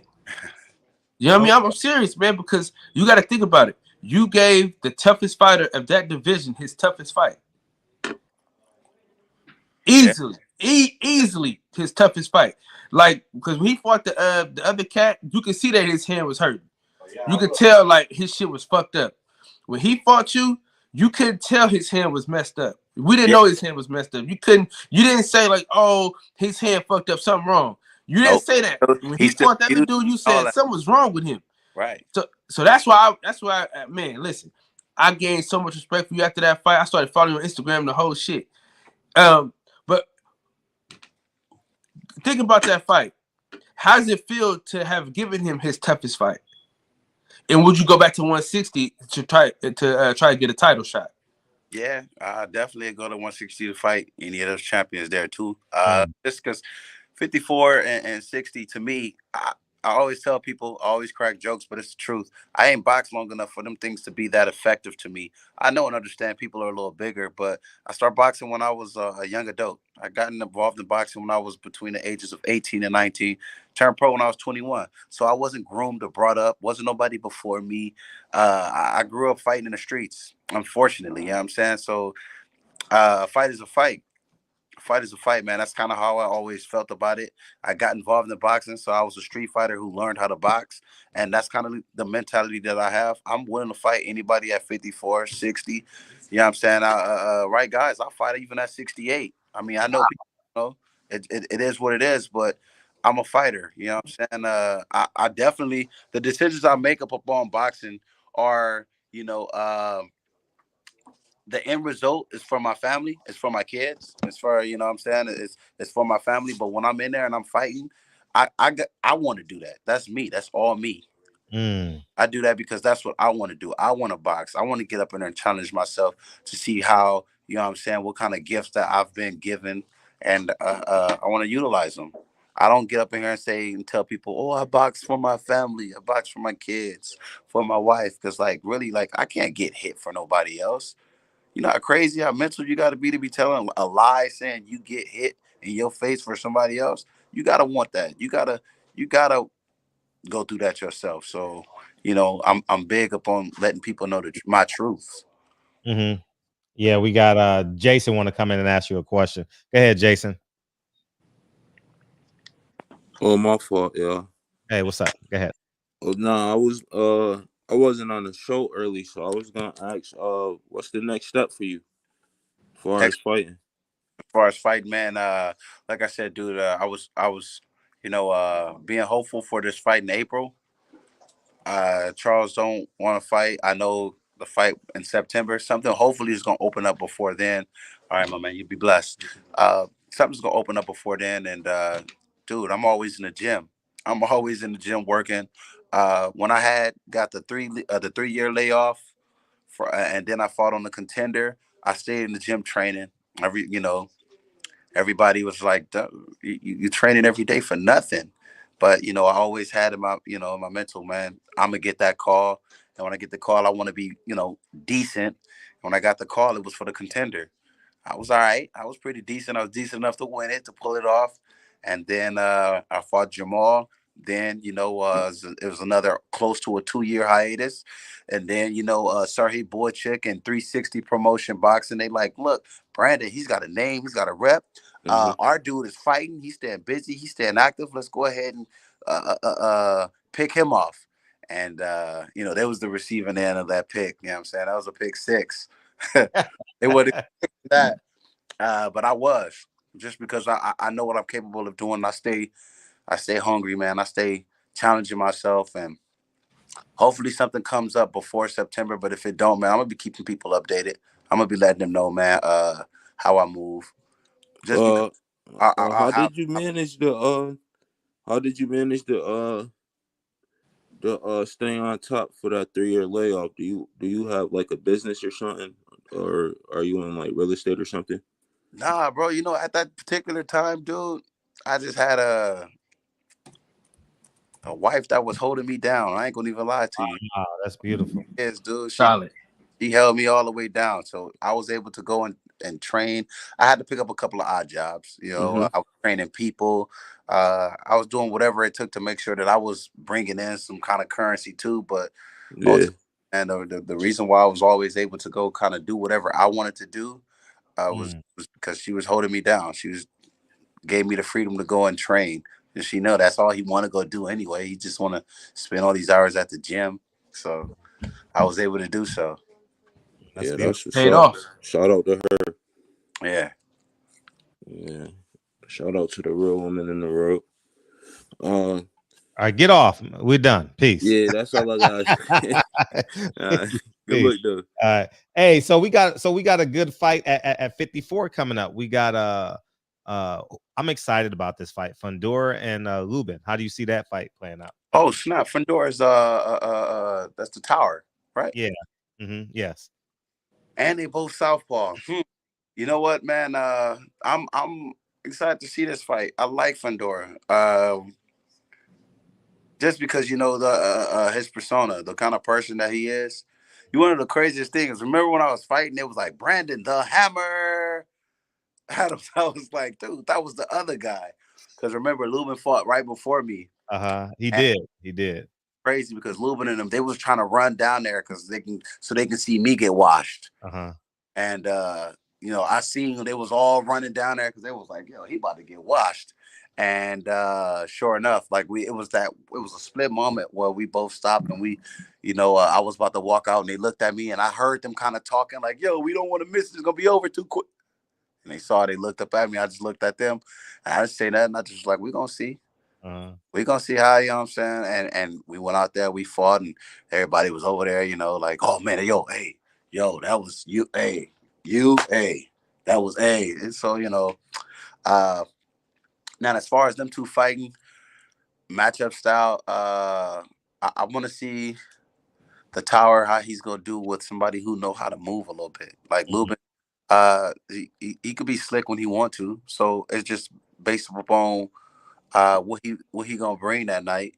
Because if he don't, he could be a target just right there for somebody to hit. And that dude's tall, so he'll just be right there throwing those punches until eventually something lands. I know the kid is real tall and lanky, man, but something about them tall, lanky dudes, some small gloves. They at the end of those punches, he hits you. I'm sure he can change the night. So I definitely want to see what it's gonna look like with him fighting somebody who's at that caliber too. I really don't know who's gonna win that fight. I really don't know. I really can't say because I don't know how true it is because I ain't never hit Lubin, but a lot of people say that he's chinny. He can't take a punch. So we're gonna be able to see if he can. We're gonna step to the pro to see if he can or if he actually can't. And that's why I'm like, I really can't say. I like to think that they both tough, but we're gonna see. We're gonna see that night. If you had your last $20, you had to bet on somebody, who you betting on? Me. We talking about Fundora and Lubin. Yeah, I know. But you know what? I will probably go with I'll probably go with the Tower. I'll probably only because I've never seen Lubin's inside game that well. That's a credit to his skills too, though. He's never really had to fight nobody on the inside. I think he fought Terrell Gachet a little bit, but Terrell, I don't know what Terrell that night what Terrell was really doing. They both looked bad that night. Yeah, so that's what I'm saying. So that fight, because it was so technical, they were just they couldn't really shake the funk that night. But I was literally wondering, like, yo, what's going on here? Right. Like that fight, literally, man. That fight, I think they were both mentally being so technical that they just weren't being active at all. Yeah. I think Goucher hit him late, like in the last round or the second to last round. But I thought Lubin won those calm first 9 rounds. No, it was Lubin that hit him hard. No, but prior to that, I think it was one moment he did hit him hard, but it was one moment Terrell did land a real good shot, and everybody was like, "Man, you needed that earlier," and he didn't. And I also think he didn't jump on him either after he shot. He didn't jump on him. I just hope that I hope Lubin wins, man. I just want to get rid of that Tower and Inferno guy. How do you prepare for a guy that tall? You're not gonna find sparring partners. So how do you? No, not really. And the only guys that you can find really would they be a service because they're gonna be tall and big. You know what I mean? Like they're gonna be heavyweights, but then they might be too heavy, then a little too flat-footed, then a little too slow. And I don't necessarily think that this kid is slow. I don't think he's not athletic. To my knowledge, but he's still a man, so his punching speed is good enough. But how do you prepare for a guy like that? I don't know, man. In my opinion, what I would do is find one of the tallest guys I can find, maybe 6 foot, 6'1", 6'2", and do everything that I need to do. Because when you watch me fight, I get low, and I don't care. You know what I'm saying? I get real low, and I know that's gonna cause him a lot of trouble because he's gonna have to find me versus me having to find him. He's got a big body, big target. I would take advantage of that, and I'm not hitting with pillows at all. So it's either it's gonna crush him, it's gonna destroy him, it's gonna make him bend down, and he's not so tall to where he wouldn't leave himself hit. Because I've watched guys hit him. I've watched guys, even guys as my height. I've watched him allow himself to be hit. So, it's not like it couldn't happen. It's just, what are you willing to give to take advantage of the fight? Right. How do you stay disciplined and not just throw overhand rights trying to land a headshot? What's the mindset and game plan in camp to say, you know what, I'm going to stay center mass until it's the opportune time? For me, it's my confidence in knowing that I can break a fighter down by not just having to hit them in the head. I can hit you in the arms. I can hit you in the body and be very effective. So it's my confidence in my abilities to know that I can stay disciplined. I can work the body until, eventually, because I showed discipline when I fought Sergey Boychik. I understood and knew that the ring was slippery and I had to find a sweet spot in the ring. And the one of the sweet spots in the ring was me utilizing the ropes, enable for me to get that kind of friction behind that left hook to, make his leg do that that dance earlier, and once it did that, you know, I just knew, like, I was slipping. Even if you watch the fight, I was positioning myself to throw the right hook to the body and come over the top with a left hook to the head. Literally, you see, I was trying to catch my balance even there. I was like, "It's still, buddy," and you know, because he was so hurt, he couldn't move anyway. So it was perfect. And he just sat right there and ate that punch. Mm. How was it having your brother in the corner, man, and being able to celebrate that moment with him? Yo, it was crazy, man. One of the craziest things was I didn't notice until I made it home, but my pops passed away, and my little brother knew it. But they kept it away from me because I had to fight. I'm sorry And to hear that. Damn. thank you, man. I appreciate that. But you know, it's whether we like it, you know, life is gonna happen. You know what I'm saying? So when it happened, I didn't know anything about it, but my little brother was mad emotional, and I just didn't get why. I was just like, "Yo, man, you all right?" But you know, it's because he was holding that in, and then Camacho, my conditioning coach, was like, "Man, you did this for your dad." And I was looking like, "Yeah, my mom and everybody else. Why you say that?" Like, I'm trying to wrap my head around it. Keep saying, "Yeah, your dad, you did it." And then when I got home, you know, they explained it to me, and then it clicked. But it was super cool, man. It was super dope having my little brother in the corner, man. It was real special. Uh, because I didn't want to bring Dub because of COVID, and you know, you don't know, you just don't know. And Dub being almost close to a century, I just didn't want to risk it. You know what I'm saying? I most definitely didn't want to risk that, getting him sick, or we going to another country. Ain't no telling how they gonna, you know, handle him being close to a century. So, you know. It was, you know, it was a moment, literally, like, we knew at that point, once I beat him and once I took those belts and all of that stuff and the little team that I had, which is funny because I had the most boxing knowledge within my whole team, but the fact that they just believed in me and they knew what I was capable of, they like, just stick to your jab and you just stick to moving. And it was like, that's all they could really tell me. Just stick to move, baby. Just stick and move. Yeah, so it was super cool, man. Just stay calm, Brandon. Keep, you know what I'm saying, that left hook, keep hitting him, but keep jabbing and keep moving. Somebody was talking to me. That's all they kept saying. And I was thinking to myself, like, nah, y'all stay calm. Because I could hear everything that was going on. I could hear when Sean was talking. I could hear when they was right there, like, ref, what you, like, I literally heard everything. So really? Wow. So yeah. So you can hear the commentating while you're fighting? Yeah, I heard Sean. That's why I was like, damn, Sean, like, Yeah, that motherfucker. Hey, listen, you in the right place to talk about Sean Porter ass anyway. You in the right fucking place. You know what I'm saying? Hey, B, you in the right fucking place to talk about Sean Porter's non-dressing ass. You know what crazy, I mean? bro? You a fool. Yeah. Hey, listen, man. He's one of the worst dressing niggas I've ever seen. You listen. Yeah, I can't stand that motherfucking guy, man. He's such a hater, cuz like he's just a fucking hater, man. He always wanted niggas to lose so bad. Like Cordell Jones, I think that's his name. He fought at 154. He fought at 154 too. He out of Connecticut, right? But he was clearly winning this fight. I'm familiar with him. I seen the video of them they sparring. Yeah. If he wanted him to lose so bad, I'm like, dude, Sean Porter, let it go, man. Yeah, dude, I can't stand that motherfucker, man. I can't stand that guy. Like you in the right place to talk about like Fred was saying earlier, man. He just different, huh?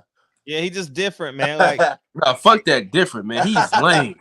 Yeah, nigga, corny. He just different. He's talking about he's different. No, he corny. Yeah, he's that too. He's definitely that. But how he just, even Wilder, Spence, who's the new guy he hated on recently? Jerron Ennis. Yeah, Jerron. Oh, I seen a little bit of that actually. Hey, man. what did he say about Jerron? He talking about he overrated. Oh, yeah, he said he was overrated. But did you see his comeback when Jerron was like, "No, come out of retirement and see me"? He had, hey, you saw it? He had put like a fight night. It said Sean Porter versus Ennis. Like somebody created Ennis and Sean Porter on the Fight Night Champions, and he said, "This is about as close as you'll ever see me fighting." And that's what I'm saying, you chump ass. See, I used to like Sean Porter Then I realized his dad takes all his money, and then I was like, I can't really fuck with that. You know what I'm saying? Like when I can't even buy a candy bar without your permission, and I'm fucking 30 years old, cuz I can't fuck with that, man. On that note, he'll be No back. shit. He'll be back in. But Hey, Fred, we get to talk about Shout Porter, boy. It's gonna be a great night. oh boy, you went in on Sean. I was like, fuck. I actually want to get his opinion on Castano and Jamel. That's gonna be good. That's gonna be good, man. You got some great questions tonight. Hey, Fred. Yeah. I'll be honest, man. When we get these kind of guests, man, that's very like the energy is always there, man. It's always it's made for TV, man. Yeah, made for TV. Definitely. Jason, what you coming back in here for? What you want, man? What you want, man? What you want? Nah, this not no boxing shit. I was gonna ask you, Fred. Oh shit, I ain't got no money. Cause you smart. I know you be knowing about shit like this. And have you ever heard of some shit called the Great Israel Project? No, I haven't. I guess I'm dumb. But continue. Yeah, nah, cause I heard some shit like how like the Israelites are trying to take over like Iran and shit, and like because like Iran and places like Korea and shit don't have like central banks like us, so they're not controlled by like Israel or some shit like that. No, I haven't heard that. Oh, you never heard that? No, I was just asking. No, that's what I came on here to ask you. I appreciate you. Yeah, appreciate it. Yep, one. Thanks, Jason. If it's about business, he got you. All this extra shit, he ain't trying to dig in on that. Now listen, Fred a funny guy, man. Cause Fred, he know about that shit, but he don't really care about that shit. You ask that nigga about how to make some money, nigga Fred gets so excited. Man. Oh man. Anyways, man. What else? You gonna start doing your Patreon again, man? I'm done with that because I can't do Patreon and make movies. I can't. So I just say just follow me on Instagram. Well, why you can't do both? If you mind me asking. Because I need to focus on that, and then I got a live show now. It's just a lot. It's just really, really a lot. And you had some gems on that motherfucker though. Yeah, definitely. I just got to I got to be more concentrated, more purposeful, and just be more exact. I got to hit the bullseye every day. You know, I got you. Instead of just BSing and filibustering sometimes. He's back. He found a charger. You found your charger? Yo, that's crazy. It happened to me though. Hey, so Castano Charlo. Wait, I thought that fight wasn't taking place. Yeah, but I think they're gonna bring it back. Is Charlo fighting March 19th? I don't know what's going on. I ain't been keeping up. I was about to say, I ain't gonna lie to you, man. That's also another way that I stay young in boxing. I don't really be keeping up with a lot of everything that's be going on because you could lose. Yeah. Especially for me, like one of my biggest things is because when I see fighters around my weight fighting and I keep hearing about them fight, it makes me all anxious. I get a little anxiety. So what I do is literally, man, I go to the gym, I train, and I don't ever try to pay no attention to who's fighting or anything like that because that could make me always want to fight. Right. I know, you know what I'm saying, the motion that I'm moving, I'm not going to be able to unless I handle what I'm handling right now. But it's like I said, man, I'm very confident in what's taking place. So, you know, it's just a matter of time at this point. March 9th to be exact. Where we fighting at? Well, no. Potentially it'll be February, but that fight will be in Texas again. Not Houston though. I think that'll be in Dallas. But it's just taking care of some legal. You know what I'm saying? Shit, it's a whole nother. Okay, I'm thinking about another fight. Yeah, no, yeah. It's a bigger fight. The fight. No, and yeah, right. And once you get out of that, you'll definitely be more free. Have you been to anyone's camp or something? Is that how you staying in shape, or you just No, man, I just got regiments, so I be training. I just hooked up with a guy named Will Johnson, man. A conditioning coach. He pretty much with my old conditioning coach, Chris Camacho, excuse me. But I just always be working out. You know, like I always been working out. I be working out all the damn time anyway. So I just be trying to figure out new ways of keeping my body in shape, staying young, and trying to work smarter and not harder. No, absolutely right. Coach Cam slid out on us, huh? Yeah, Guys are disappointed right in the here. chat. She said she real busy, but no. Oh man. Whatever. No, that's what fight are you most looking forward to outside of yourself? Any heavyweights fighting soon? Nah, I don't know. Any I heavyweights? usually I like to watch the heavyweights just because that it's heavyweight boxing. But nah. I like watching some of the smaller younger dudes fight. Shakur, David Haney. Mm-hmm. But sheesh, man, I don't even know when them brothers gonna be fighting again. Yeah. Cool Boy Steph, man, that's who you gotta watch. Cool Boy Steph. All right, that boy the truth. I'm gonna check him out. Who don't you like in boxing? Huh? Who don't you like? Who irks you? Sean Porter. Nah, Sean Porter cool. It's just he just he had that mishap. You know what I'm saying? That last time besides that, I think he's a cool dude, man. It's just I don't know where he was going with that one. I don't. I told him, you know what I'm saying? I just was like, dude, I'm confused, bro. I don't get why. I don't get why you did that. Oh, I'm sorry. No, you can go ahead. Go ahead. Oh, I'm sorry. Go ahead. Yeah. Man. See, you know what I'm saying? Cat's still in the building. She said she real busy. Okay. So it's understandable. But no, man, I'm you know what? Honestly, dude, because I don't be paying nobody attention. It's not that I don't even like nobody. I just don't even know what people got going on.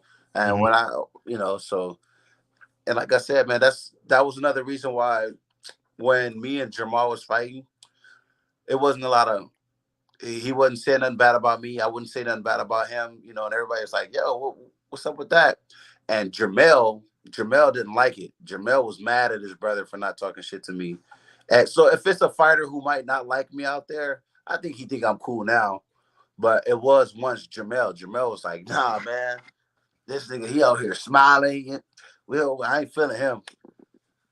But I was just smiling, man, because I really appreciated the moment because anybody could have got caught. But I got caught, you know what I'm saying? I was able to make 6 figures, you know what I'm saying? So I was like, what, me? Who? All right, let's do it. So I was just grateful for the whole opportunity. So that's why, I was, like I said, I was smiling. I was embracing all of it. It was lovely. It was beautiful. Mm-hmm.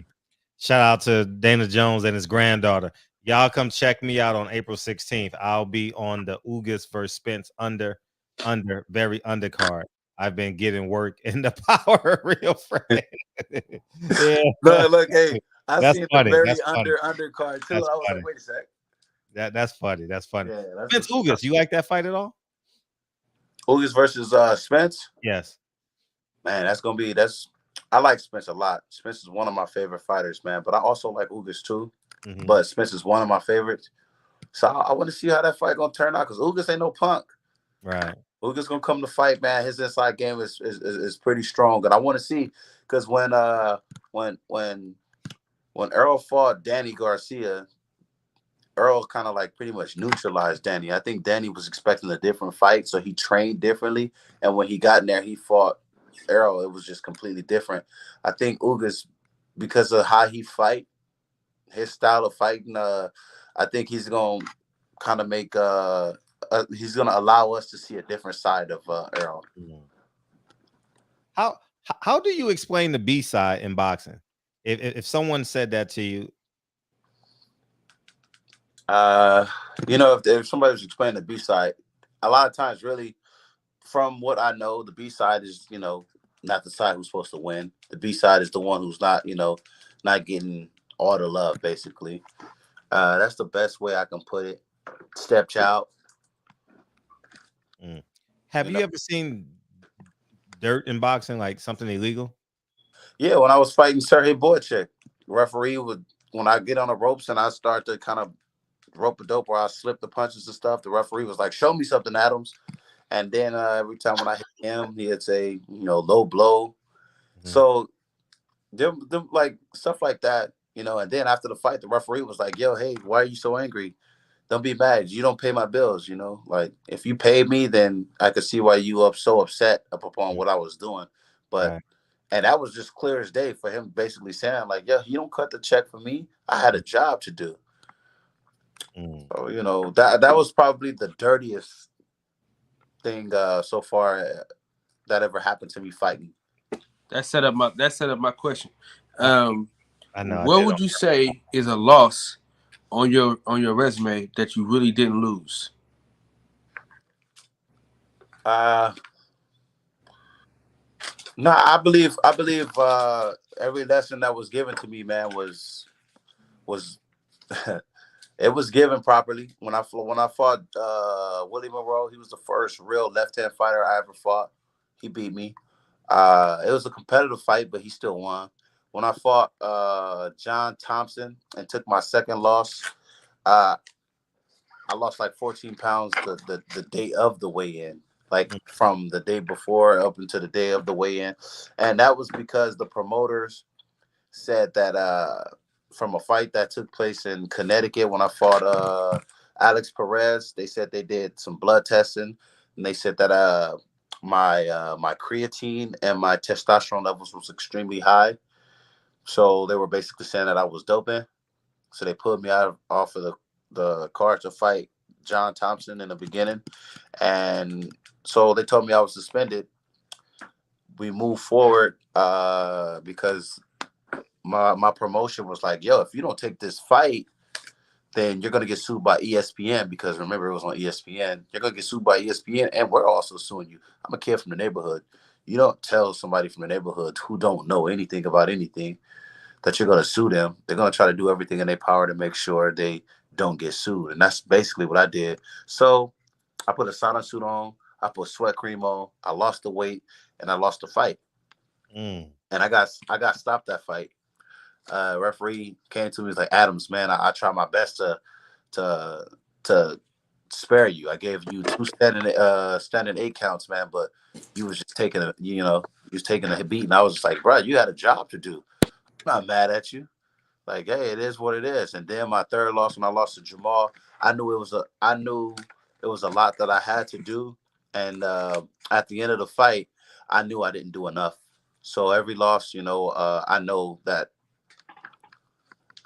it was because it wasn't the best version of me. And I was, still very premature in boxing, though, like a lot better at when I fought Jamal, of course. But like I said, when I fought Willie Monroe, I was very inexperienced. When I fought John Thompson, it was a few fights down the line, but I was just very inexperienced. Didn't, even though I got dubbed as my trainer, the business side of boxing, just didn't understand. It was like nothing he's ever seen before. I know I ain't never seen it before. So it was just learning curves. Like every time when I did take an L, it was learning curves. How prevalent is PEDs in boxing?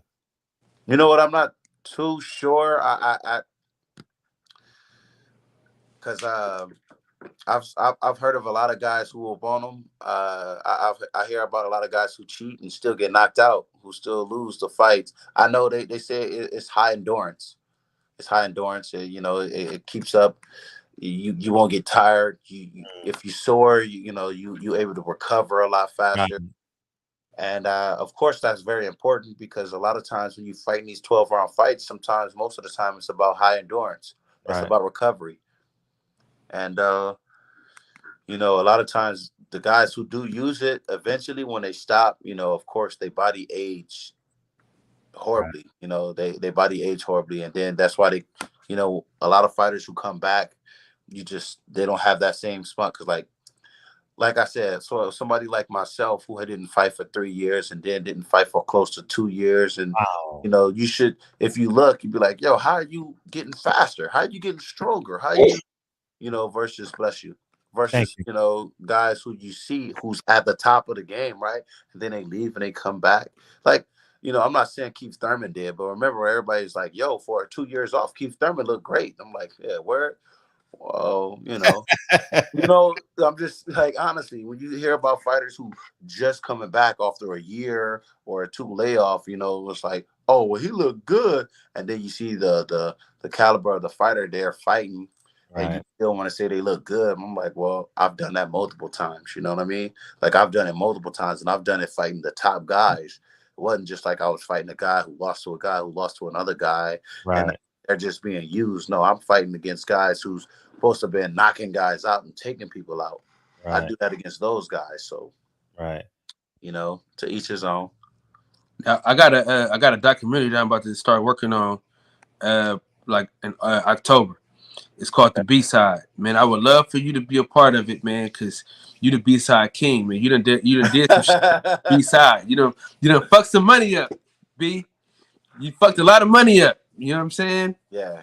Cause hey, out in Puerto Rico, you fucked their money all the way up, man. No, I know. They probably still mad about that. Yeah. Yeah, they did. You definitely need to knock out to win that fight. For Yeah. sure you did. For sure.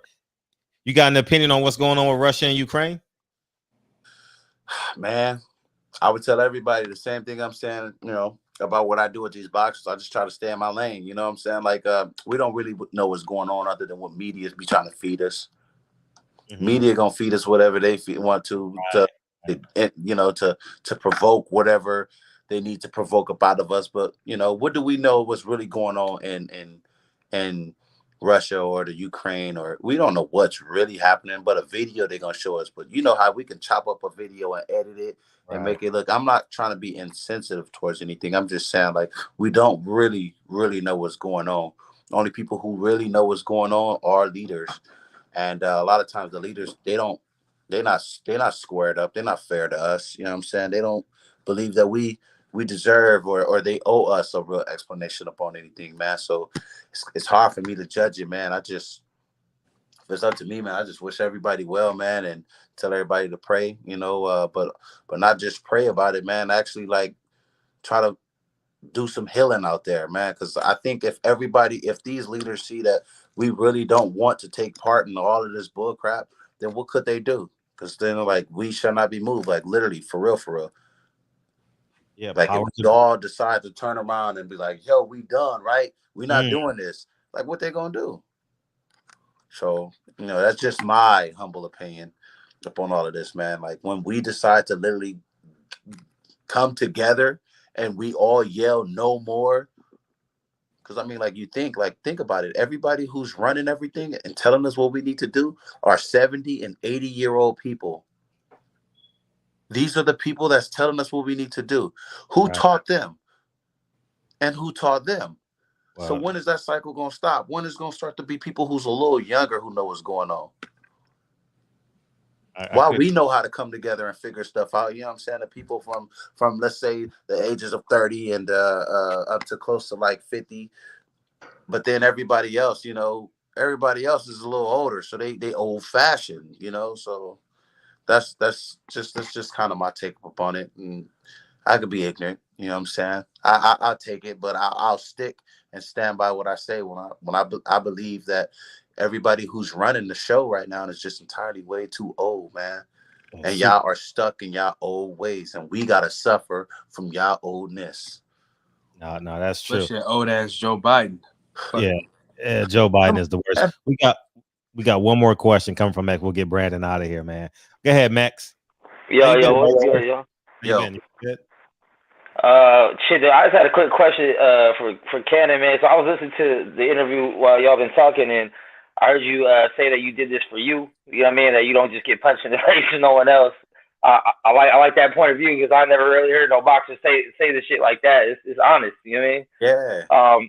But being that that's what it is, seeing where you're at in your career right now, as far as age wise and kind of activity wise, how much longer do you see yourself taking these punches for yourself?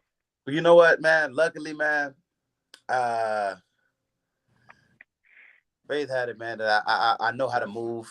I do know how to move, man. I don't take a lot of punishment, and I take very good care of myself, man. Very good care of myself. So I mean, like, the sky's the limit. I don't want to be doing this forever because, you know, my little guys, my daughter, my kids, and then a lot of people that I look up to. I just want to be able to hold a decent conversations with them. You know what I'm saying? Watch them grow and try to get them the game as much as I possibly can from a very level ground. You know what I'm saying? Like, I want to make sure that everything that I got going on and that I'm working towards is has a foundation, and that, you know, I could explain to everybody, like, look, I didn't start off boxing real young. I started, you know what I'm saying, what they say old.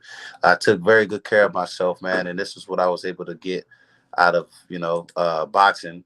Even though boxing wasn't giving me anything in the beginning, I was still able to, you know, make these moves and change my life. And now I'm here, you know, slightly changing y'all's by having these conversations and, you know, motivating y'all and getting y'all to get, you know, dedicated within yourself. So, you know, I'm big up on like, we all trees, man.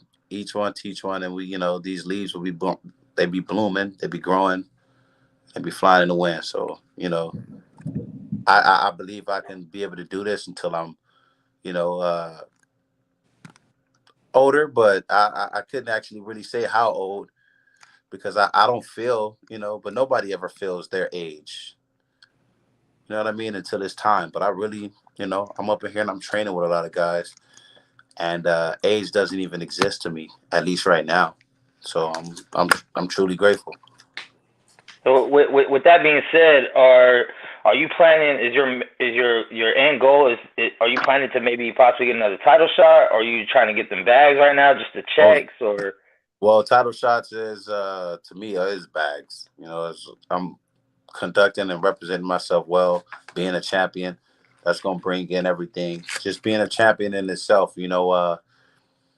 I got a little bit of charisma, so, you know, me being a champion is gonna be good for boxing. It's gonna be good for me. It's gonna be good for everybody who's part of boxing.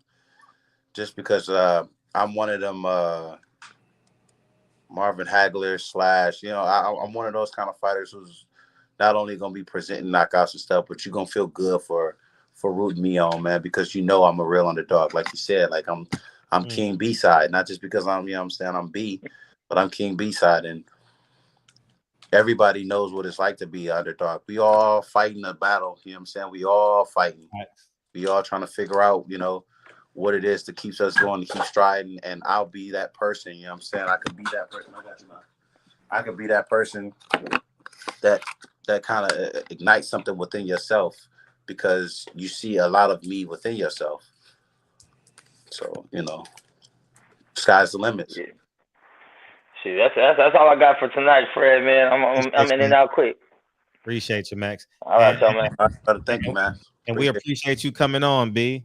For sure, and, for sure. Man, it was you got to come on more often, man. I know, man. That way, you know what I'm saying? You got to get that commentating career going too, man, for sure. Working on it, you know what I'm saying? I'm practicing on learning how to speak clear. I'm gonna get ready to gum and everything. I'm telling you. Now I got 2 questions. Before we go, and then we're gonna let you go after these 2 questions. We're gonna let you go. But I got to ask you this. I ask everybody this when they come on the show. How do you feel about a man with 2 first names? Huh? How do you feel about a man with 2 first names?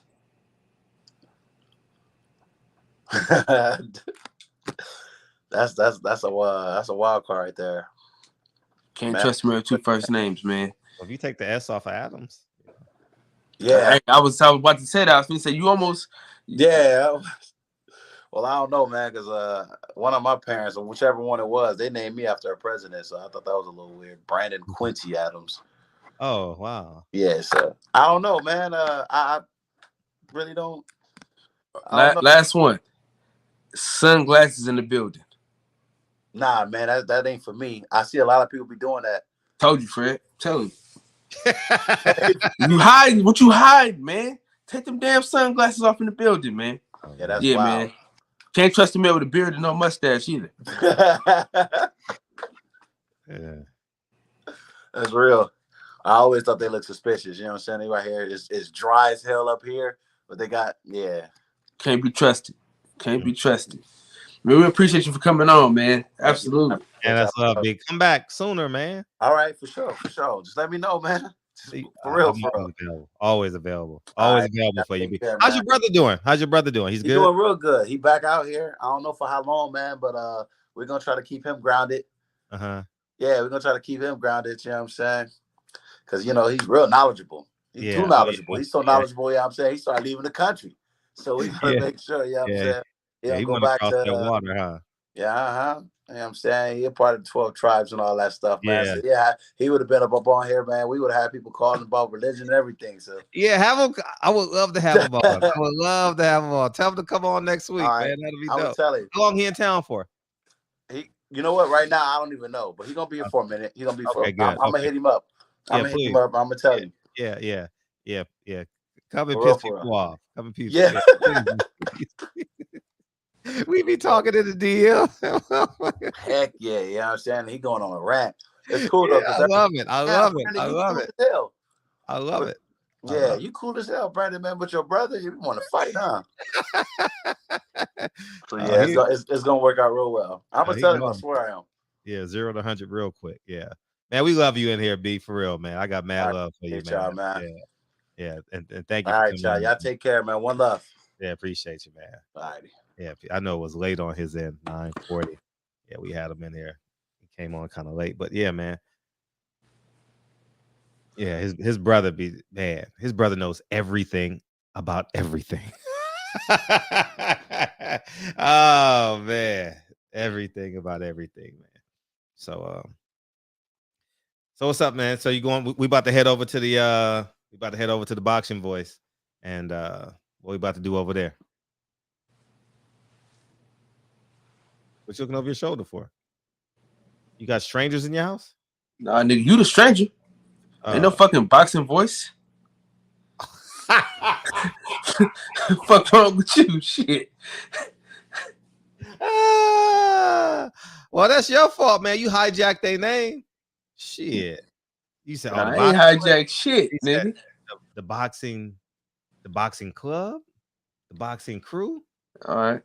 The boxing section, yeah, that'll be good. The boxing section, yeah. Says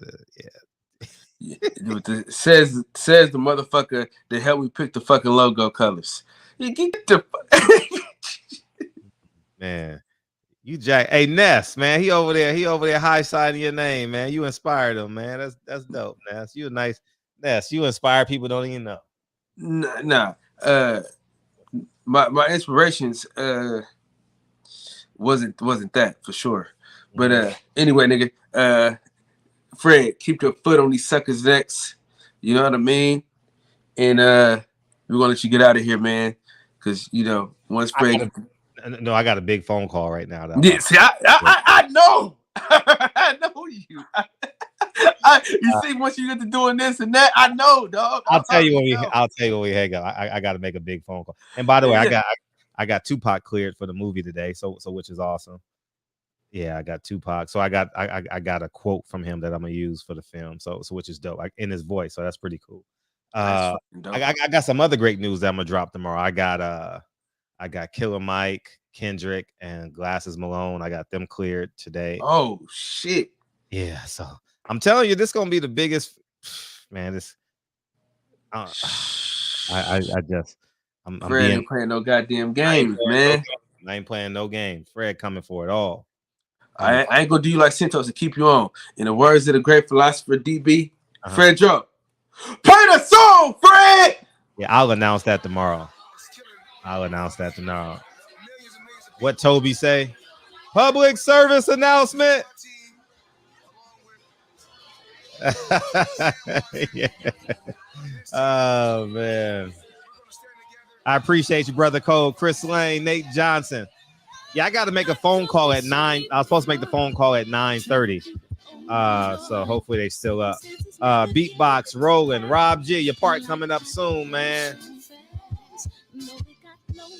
Yeah, man. What's up, Brent Jones, Nate Johnson, Brother Code, Anad, Taiwan. Say what's up to your son for us, Ronald. Roland, appreciate you, man. Bro, we get Bob on here. Anytime. I just don't. Just not thinking about him right now. As much as y'all think I do, but I don't. He ain't got no fight this weekend, right? No, he does. He got Josh Taylor. Is he going? Was he at the press conference today? I didn't watch it. I didn't watch it neither. Hey, I'm not gonna lie, bro. Fucking with you, man. I be boxing really be like. I be trying to blood. I'm telling you, I be like, they ain't even talking about Canelo tonight. Canelo got a press conference Tuesday or Wednesday of next week in San Diego. So, at the famous taco spot. Fact. I should drive down there and have a taco stand out there. That should be classic. Hey, start speaking Spanish. That should go viral. I don't want to go viral like that, though. I don't really care about them that much. North Carolina, beat by. I want to go viral for making an impression on the community. Buy 9 wives right now, and then go get May 19th.